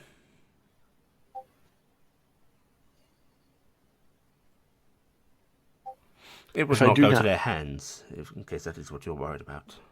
If I do not make a bargain to protect my mother and I think it was George, Then nothing will happen to them by my hand, or any that I influence. This is not a threat. I would never threaten you. I'd never lie to you. I am simply making an offer, a fair trade. I will. Honestly, I'm concerned about this amulet you seek. My grandmother has been around for a very long time, and I do not know enough of her yet to know if she would be the type to hoard for the sake of hoarding, or hoard for safety or simplicity's sake. He smiles softly. I do. But the answer to that would require another bargain, would it not? Oh. How about I give you the answer, and if it does not unsettle you, we strike this bargain here and now.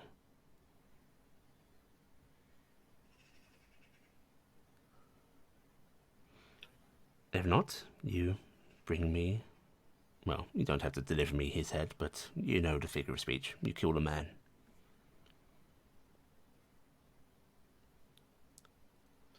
Will his death cause any issues to me and mine, Not to you on including yours, my no. companions? No one that you know. Out of character sometimes, Sally, I swear. What?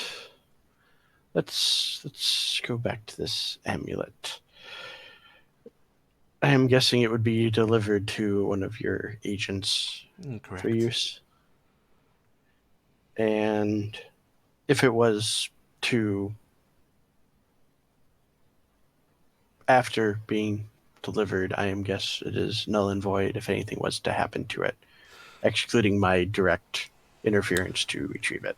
If my agents lose it, that is down to them. Your parents would still be protected. I will uphold my end of the bargain unless you act against me. Knowingly.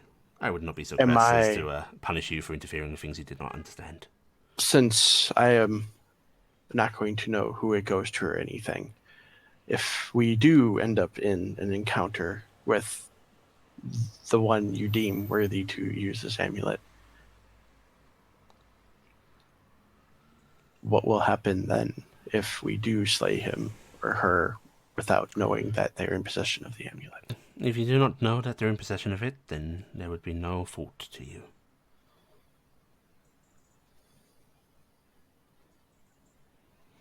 Again, this bargain will only be void if you knowingly act against me.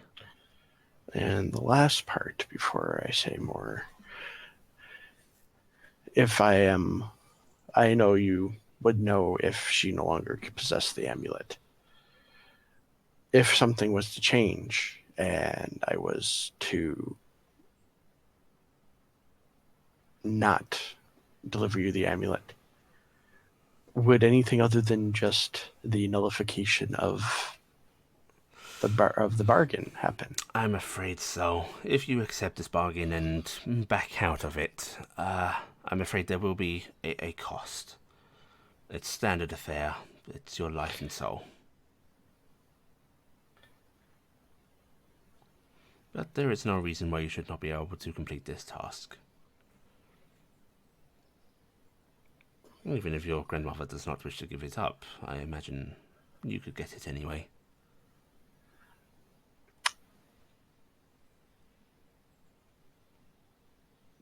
But that is down to you, whether you ask permission or not. She does care about you deeply. I'm sure she'd give it to you. Doubtless, but without knowing what it is, she, if she does, may decide that it is too dangerous for her grandson to even possess. Oh, I can tell you she never figured out what it was. Did she know where it came from when she received it? Old inklings.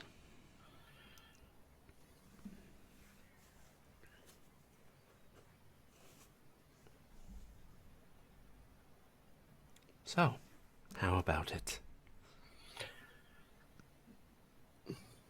A life or a trinket? Or none. You are free to walk out of here, of course.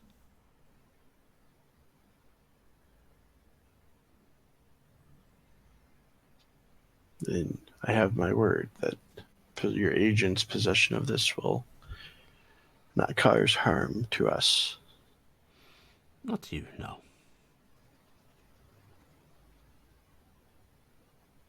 Gonna find out it's the amulet of slay everything other than dragons or something like that.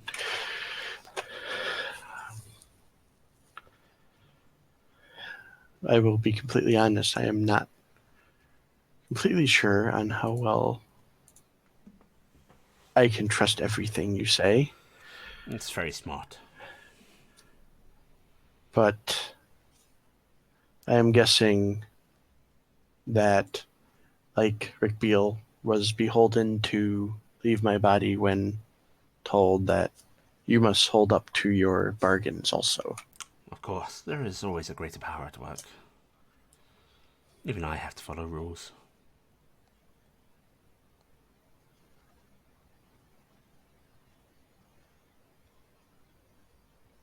So, do we have a deal? What would it be? How much do you know all, don't you? Or seem to? Of course. Information is my business.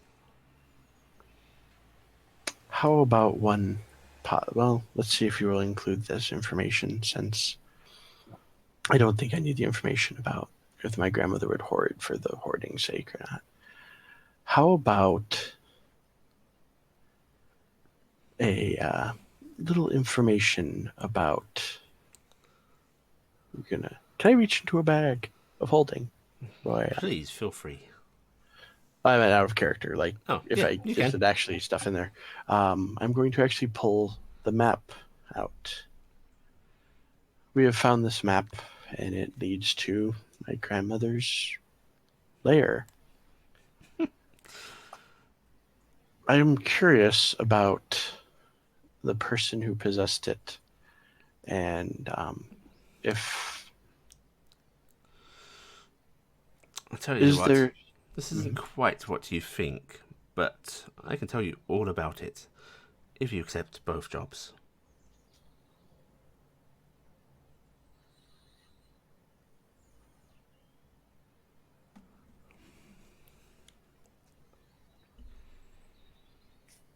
I do not like the murder for murder's sake and without knowledge of what he has done. The other issue involving I can tell that you, is... he's killed whores. He's beat children. Would that comfort you?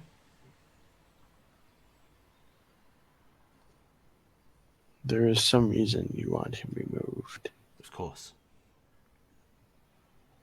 And whether that suits the good of the rest of us is questionable. I can tell you something that might comfort you, if you so wish, for free. What would that be? I work for the good of your kind and the good of this world.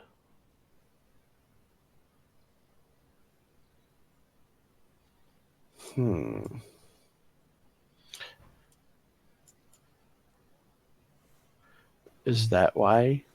And of course, you're good to not tell me this without a bargain, and we'll go from there.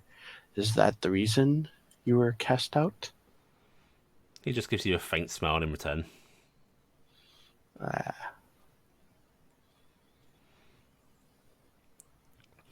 I guess the question on that whole side is a timeline. Timeline. If it happens within the year, is all that is necessary.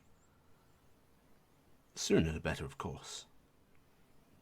Purely for your benefit. People tend to forget about things how, if I was to take that part of the bargain, how would I know where he is at any one time? Oh, I'll give you his location, his appearance, and everything you would need to know. And if he was to move before I had reached him? I will update you, of course.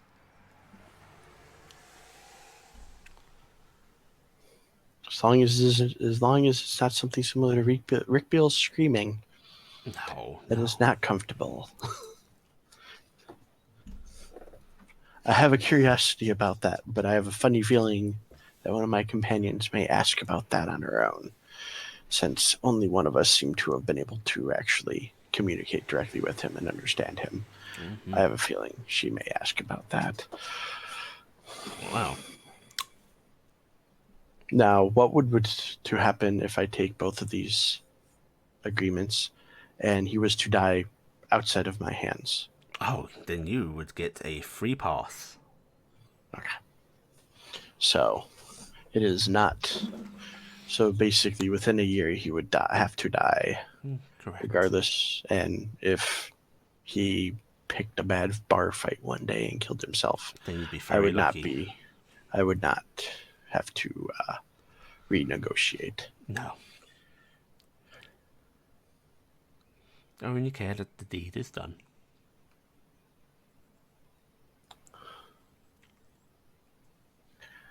Sure. I will take you on these offers. Marvelous. And he holds out his hand to you. I carefully Mm-hmm. hold out my hand also. Right, he shakes your hand, and there is a mild burning feeling on your palm. The bargain is struck. Your mother and her, now fiancé, will be perfectly Yes. safe. I will make sure that no harm comes for them.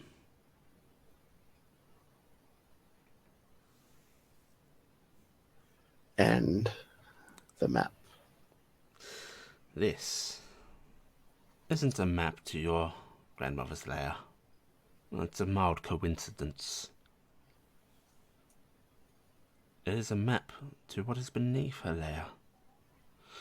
You've been there, haven't you? You've seen that lovely body of water in her deep cavern. Yes, the pool.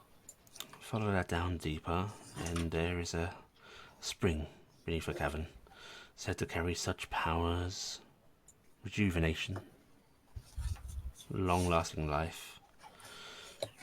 It's part of an old temple, long forgotten by your kind.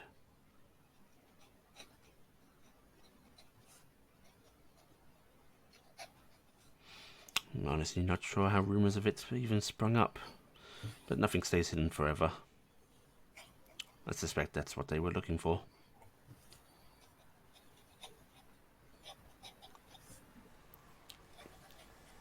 Okay. They went to some strength to hide it. It's only usable with a specific wand. Yes, quite good little trick. And I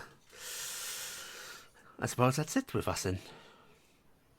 Yes, it appears that it is. Good luck on your journey, Mr. Mask. And with that, he is gone. Goodbye, Blackie. Bye.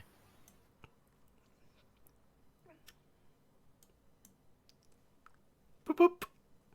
I was taken. I was chosen by the claw. Gifton Rotgren. As you turn back to the Waterwood wall, you see a figure lounging against it. Middle-aged human with short-cropped black hair, rather nicely done up. His clothes are clearly well-tailored, very smart, seem to have some form of military marking on them, though you can't really identify what. And he smiles at you fondly. It is lovely to finally meet you. I came in here with a bunch of people. Don't worry, having more personal conversations. Everyone is safe. Is this because I'm burning the church down? But I do like your bargaining there. Frankly, I was thinking I would have to watch a fight. Yes, you can burn this down. It feels familiar and comforting to me, but honestly, it's just a place. Okay. Was gonna ask if it was okay, because, if I gotta go out and fight those guys, that's fine too. But, apologies about that. Sorry. Oh, it's fine with me. I really shouldn't be here anyway. Okay, so I'll just, go front with the matches. Oh, no. There's no need to rush off so quickly. Do you know who I am? You're Rickbeel's friend, Raziel? That's right, Raziel. Does that name mean anything to you? I don't think it does. It does not. She shakes her head. There's an actual moment of sadness on his face before he sort of comes over towards you and actually just sits down in one of the little side pews near you, as if to be a bit closer. Mm-hmm. Well, Gifton, I am a businessman. Oh, you want a shop? A shop of knowledge or power. Oh. Yes. And I was wondering if you'd be interested in any such thing.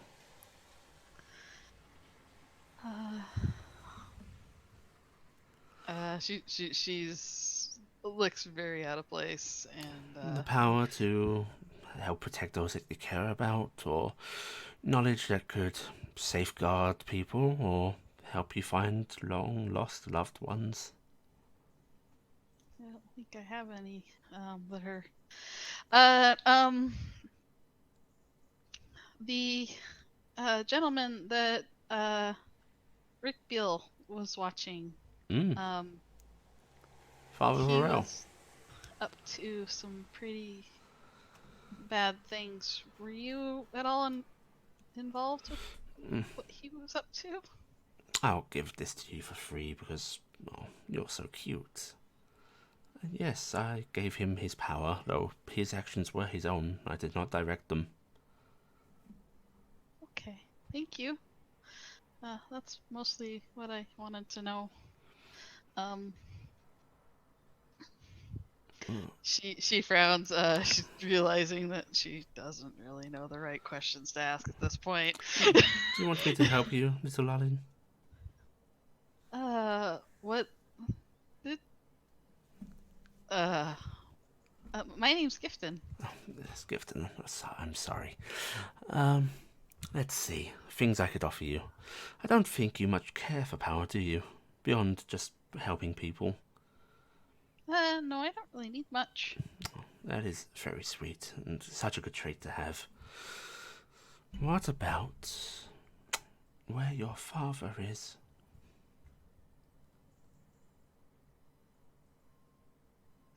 She actually pales a bit. And she goes, "You mean is he in the Fae?" Oh no, not yet.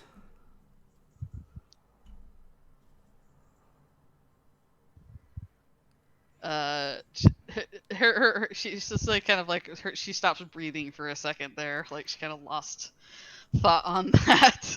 Very, very hardy little thing he was, dragging himself out from that rubble.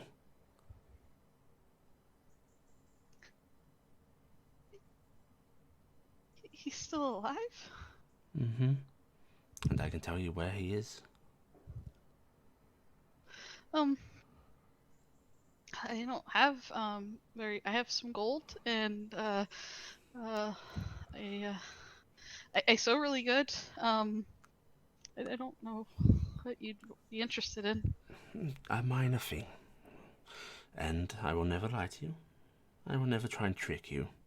So please believe me when I say I want a favor from you in the future. And I will never ask you to harm somebody. I will never ask you to do something that would cause harm to somebody. But you want a favor from me in the future. Mm-hmm. If you'd be willing.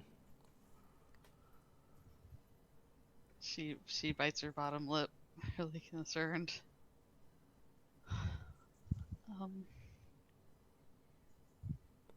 Of course, I mean, such an ask. It's very valuable, so your father's location is not all I would give you. What else would there be? Well, I can give you a bit of that power you don't care about. Or perhaps, oh, there's so many things. I could tell you why these attacks are happening, or perhaps... And he smiles a bit. Oh, what's going to happen with Aurel? You could save more people. I think I'd like that. But a favor, and I wouldn't have to hurt anybody? Not a soul.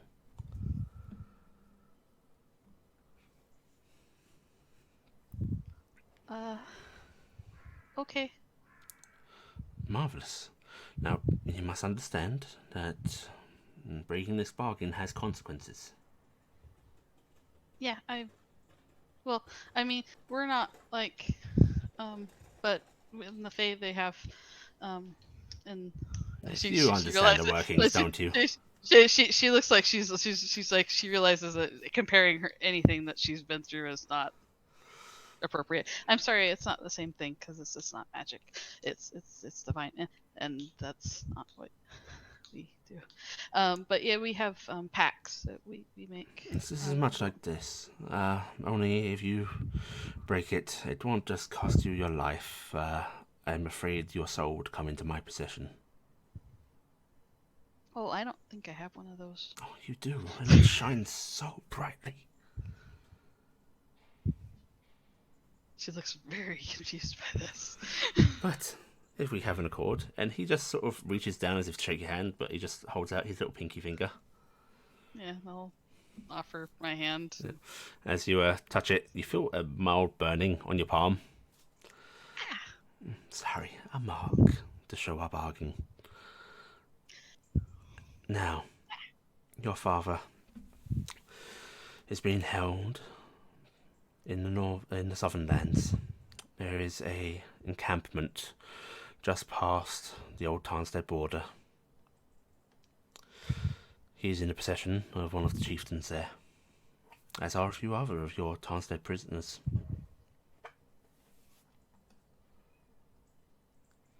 Both brownie and human and elf alike. They took them prisoner? Yes. They need workers, and, well, the brownies can get into places. She frowns.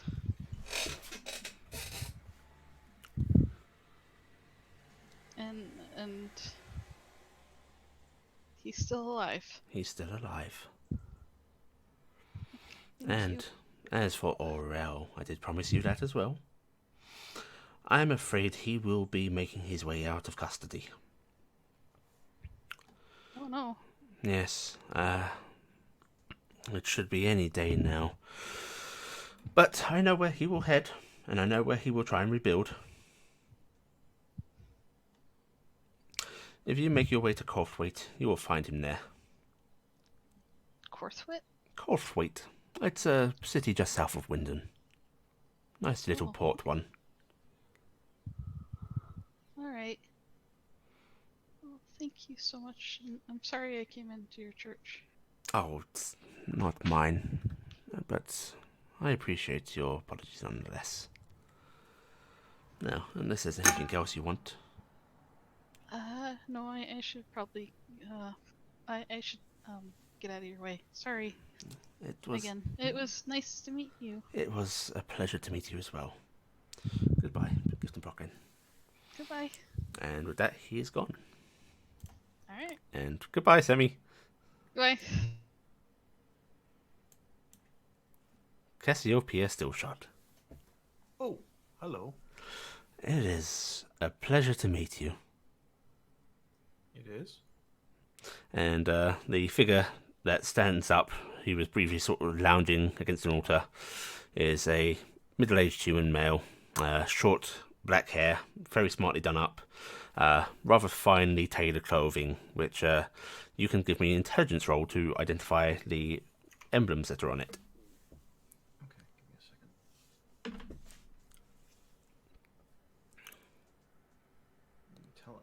Just straight intelligence? Yep, just straight intelligence. Okay, you know the military, but that's it.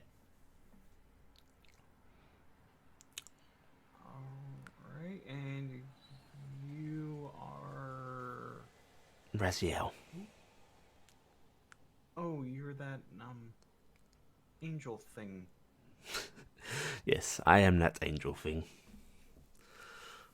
Now, I'm very glad you've all come to meet me. I've been looking at what you've been doing, and you are some fine specimens of adventurers.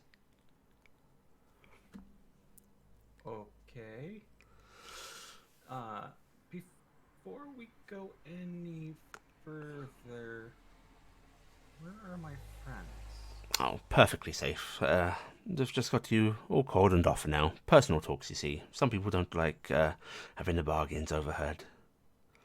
Oh, and Cass, there is a voice in the back of your head screaming, "We must leave. We must leave, O wilder mine." Actually, that was something I was going to be doing here in a second, was taking a hold of the blade. Well, here's the thing. I have no need for a bargain. And she smiles. And quite frankly, after the events in Dulwood, I really don't think I would want to ever deal with you. Oh, you're quite sure I could help you save people? I've seen the sort of help you provide. You've only seen a part of it. I gave Vorel his power, but I did not direct him how to use it. It was a bargain made long ago. I'm actually thinking back to my sword, to the voice. How can we get out of here? He's a lot more The door. beefy than I am. Flee. Flee, O Wildermine. Flee this place. Flee this being. Flee this torturer. You know him? I do not know. He is familiar. He feels familiar. But I do not remember. Quite all right there. And I'm going to ask her real quick. And what was your name? I do not recall.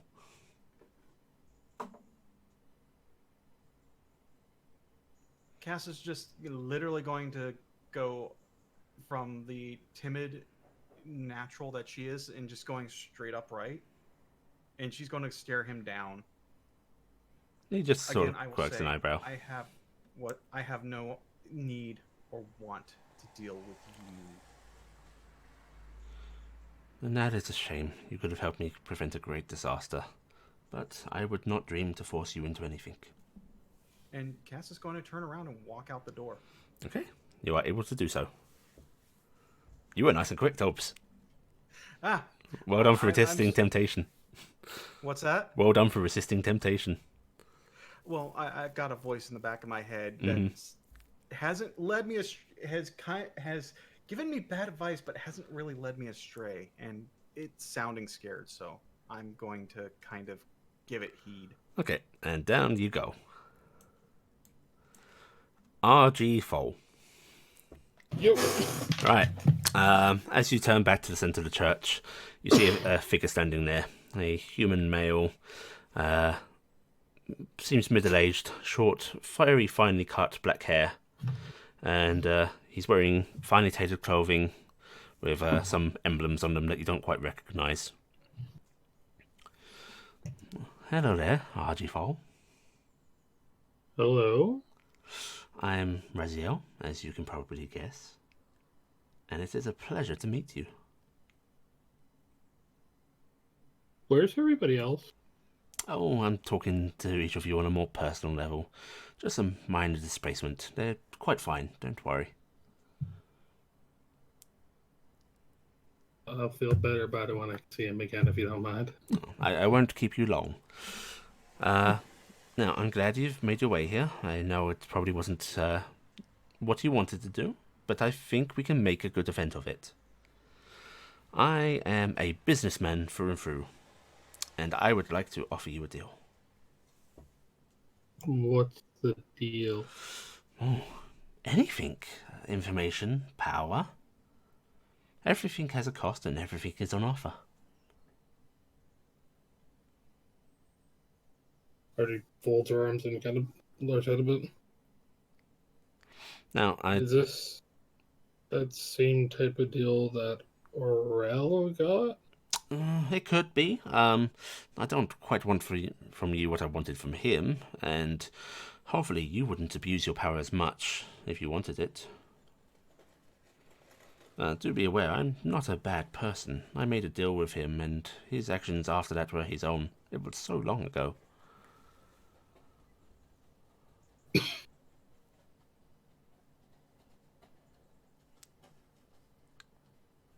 But I would also never lie to you. And I will put my hands up. And he lifts his hands, and for a moment it looks like they are coated with blood. My hands are not clean. I'm not good, I'm not evil. It's just business. And then he closes his hands and they seem clean again. What's the cost of questions? Depends on the question, to be fair. It might be a simple task. The really, really valuable ones, of course, require servitude to a great extent. Many other fiends would bargain for your soul, but I'm not interested in that.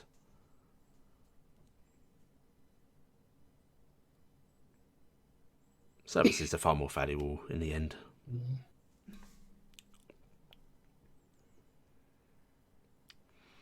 So just thinking. If you're not quite sure what to ask, I can offer you up some little nuggets. I've got a bunch of questions I want to ask, just I don't know which one's worth it. Well, maybe we can give you a package deal. One big task for a few questions. Perhaps more convenient. Can I know what the task is before agreeing to it? Oh, of course. I would not ask you to go into a bargain blindly. Well, it'd be a first. Why don't you lay what you want on the table, and we'll see what we can work out. I'd like to know who the orc, or who the Goliaths rather, were, who they worship. Like, what is going on there? Oh, that I can give you easily. That I have this strong feeling that we're being pulled into big. And there's something bigger than us going on here, and I'm kind of getting sick of us nearly getting blindsided by it. We've already lost a home, almost lost a second home. And that is fair. Getting a little tiring. I can imagine it is frustrating. And a little bit of knowledge can go a long way. And the other ones is the beings outside. Oh, yes. With the fire horse. How could they get rest?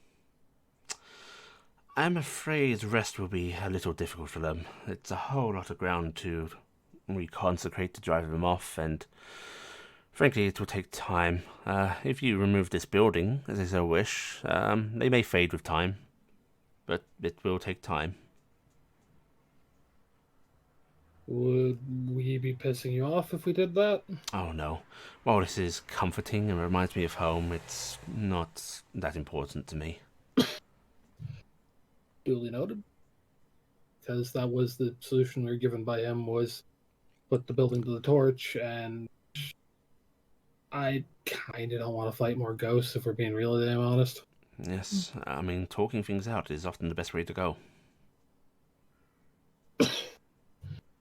The other question I have, who am I? I wondered if you were going to ask that. I can tell you all, if you so wish. Now, you have to realize that information is more valuable than you might initially think. But honestly, that's just enough to point me in the right direction. Because okay, a little nugget of it then. My parents never told me yet.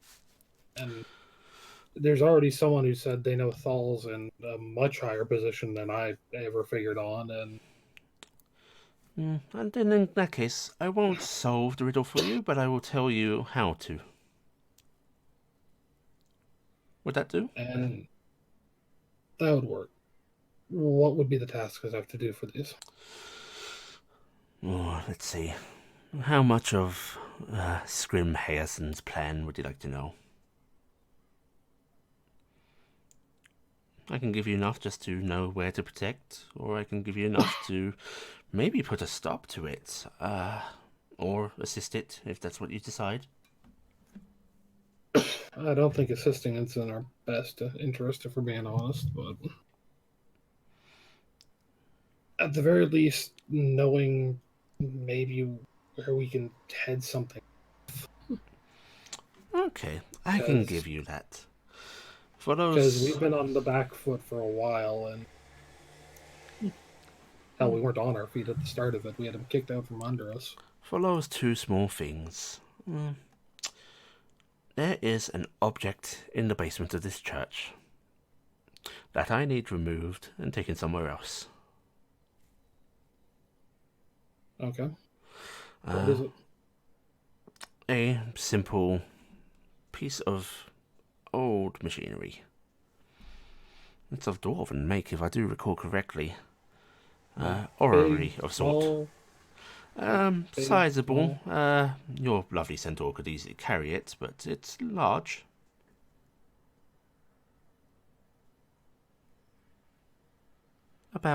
And he just sort of gestures, and it looks about 30 inches wide, 30 inches tall. Okay. And where does it need to go?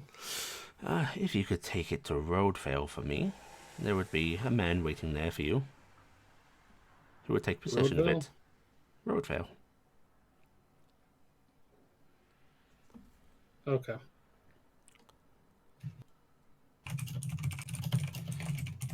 Does it sound acceptable to you? I agree to these terms.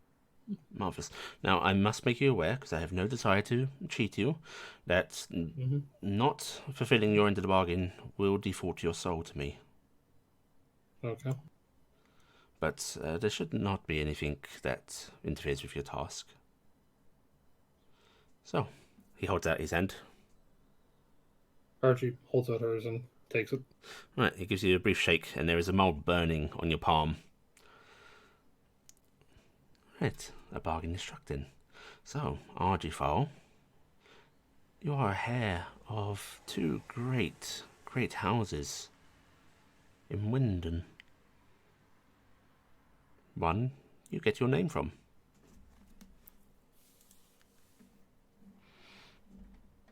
Your parents belong to rival houses.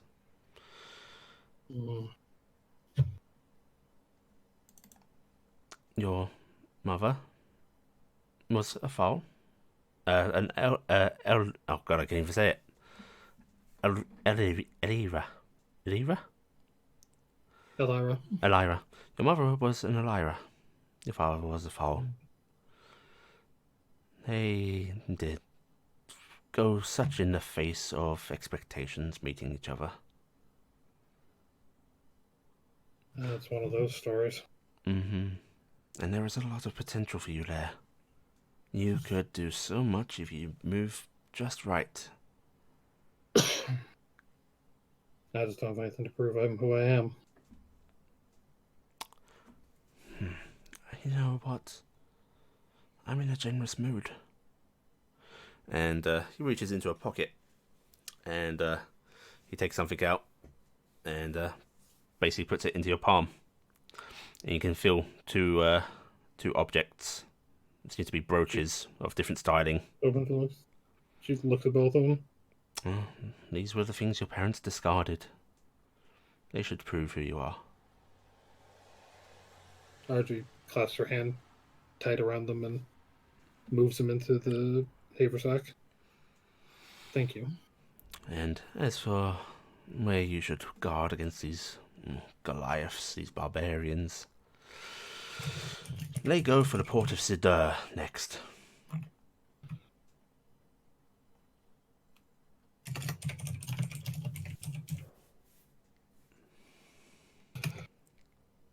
Okay, the other question I have, and this is relating to the task, what's my time frame? Because if you can move it within a 6-month period. Okay. The sooner the better, of course. Not for me, just mortals tend to put things off and then forget about them, and that's quite costly. I see. There. Right. In that case, I think we are done here. I believe so. It was a pleasure to meet you, Lady Fall. And a pleasure to talk to you as well, Raziel. And she'll actually bow properly. And he gives you a curt little bow in return, and then he's gone. Hey! Yep, back to general, everybody. So do I win? Yes. Do I win for time? So how badly did you all fuck us? Oh, you know. I think I win, right? I win for time taken in there. Oh, yeah. Yeah. Yeah, like you were in there, what, 30, 40 minutes? So I totally got that warlock level anyway, right? As the angel vanishes from before all of you, you blink and you find yourself standing amongst your companions once more. Except Cassie isn't there. She's gone. Cassie? Cassie? She's outside. Cassie? Am I outside? Yeah, you're outside, Cass, and you can hear Gifton yelling from inside. Cass is actually grabbing a torch and lighting it. We're still in here, Cassie! We're still in here, Cass. I really hope this isn't a tinderbox. Please don't light it up. Old building, Cass. I Cass honestly burns don't know. everybody alive. Yeah, And we all rolled new that characters. was her Archie's actually running out cost. going, Cass is turning around with a torch lit, going, "Get the fuck out of the building!" not yet, not yet. What? Archie's gonna look. It's like there's something in the basement I need. Oh, It's on the opposite okay. side. Well, I'm gonna get outside because she's got a lit torch. Well, don't And light it Cass because actually has one of the most focused looks you have ever seen. Archie looks and goes, Cass, I got information we needed. I need a Go. machine out of the basement. I need your help. Cass is going to hand the torch over to Thaldir. Hold that. Keep it lit. It's not even. Let's go. So- I don't have a firestone on me anymore. Just so GM. you know. Yes. Don't forget to send me some information at some point Yeah, soon, so I I will have at do. least an idea on that. By the way, Yep. Eric, yes. don't be mad. I don't know if I like that. RG and Cassie, you're able to move around back, and the little door there seems to be unlocked. There's a padlock that looks like it's just been freshly opened, and going down into it, the Throw it open basement and- seems to be very clear. There isn't much in it, except on a stone pedestal in the middle seems to be a globe with certain rings running around it, attached to it by metal bars. Small little spheres on some of these rings. It looks like it's made of brass. Now, I don't is know. this, What the RG? fuck did you agree to, Archie? I have to take this thing to Roadville. You made a deal with that. I found out where the Goliaths are going next. I found out how we can hopefully get those ghosts free, and I found out who the hell I am. And how do we get the ghost free? The ghosts, we burn the building, they'll eventually dissipate. He confirmed that. The only other way would be having someone come out and consecrate the ground to ward them off. And that'd take a lot of work. Well, we're burning this place. Yeah, I know. I absolutely hate him. What do you say to you? Oh, he tried everything in his power to be smooth and cunning and, well, let's just say I have a little extra help. And Cass's her hair starting to stand on end as she's getting angrier and angrier. Anyways, let's get this thing out of here. And Archie's gonna start trying to move the machine. Cass's, how heavy is this thing, Allie? It's actually fairly light. It's awkward, but you can lift it without problem. It would probably take two other people normally to carry it, but you are able to manage it. I'm just grabbing the thing and lifting and going. As you lift it, you do feel there's this minor shift on some of those rings, as if they are supposed to move, but a mechanism is holding them in place. Geospheres. But you are able to carry that out, and Cassiopeia and RG emerge from the basement. Okay, let's light this fucker up. Will this actually Blade. do anything worthwhile? It'll make the spirits dissipate. I There's ask. promised a ghost to light it on fire. We should do that at least. Just toss it at some spot. Yeah, there's plenty of brush built up around the outside that will catch a light pretty easily, and you toss Dead it, shrubberies. and Everyone. Out. As the torch gets tossed in, Gifton's gonna call out, "I'm sorry about your shop." Hell. If everybody's outside, I'll even pull out the dried heart. and exacerbate it. Yeah. Yeah, I'm gonna draw a blade and green flame blade the part of it too. Okay. RG. The church catches the light, and you see those flames growing, and within a few minutes, the fire starts to roar and consume the church. At this point, Gifton's face is kind of like slowly deteriorating in its emotion, and she's downright trembling. But nobody will really notice that probably. But she looks can't even like look up at RG. Hey, Dad's Hey. alive, and they have him. And I don't know what they're doing to him, but they have my dad. Who They're has headed your to the dad? port.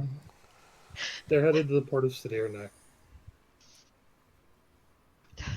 And or El's gonna get loose, and he's gonna be at this port town south of Winden, and he's gonna kill a lot of people. The Wait. port of Sadir. That's my guess. That's where he told me that the Glides are headed now. So that's probably where it's all going. For Aurel, you were told Kuthwaite. Gifton. Yeah, Kuthwaite. He's going to Oh. he's going to Kuthwaite. I That hadn't means seen there's the two map different before. places they're going. He's gonna kill a whole lot of people. He's gonna get free, but they have my dad down by the border. The Goliaths and the other people took him, and they have a whole bunch of the other survivors from Tarnstead. He said there's more people than just us. Kuthwi, and what was the other one? Port of Sadir. We need to put It's some by your markers on island, the in map. fact. So Okay, and Kuthwi's Very north So of that. let's put Hey, this right here. Allie, I'm gonna focus. the one up there.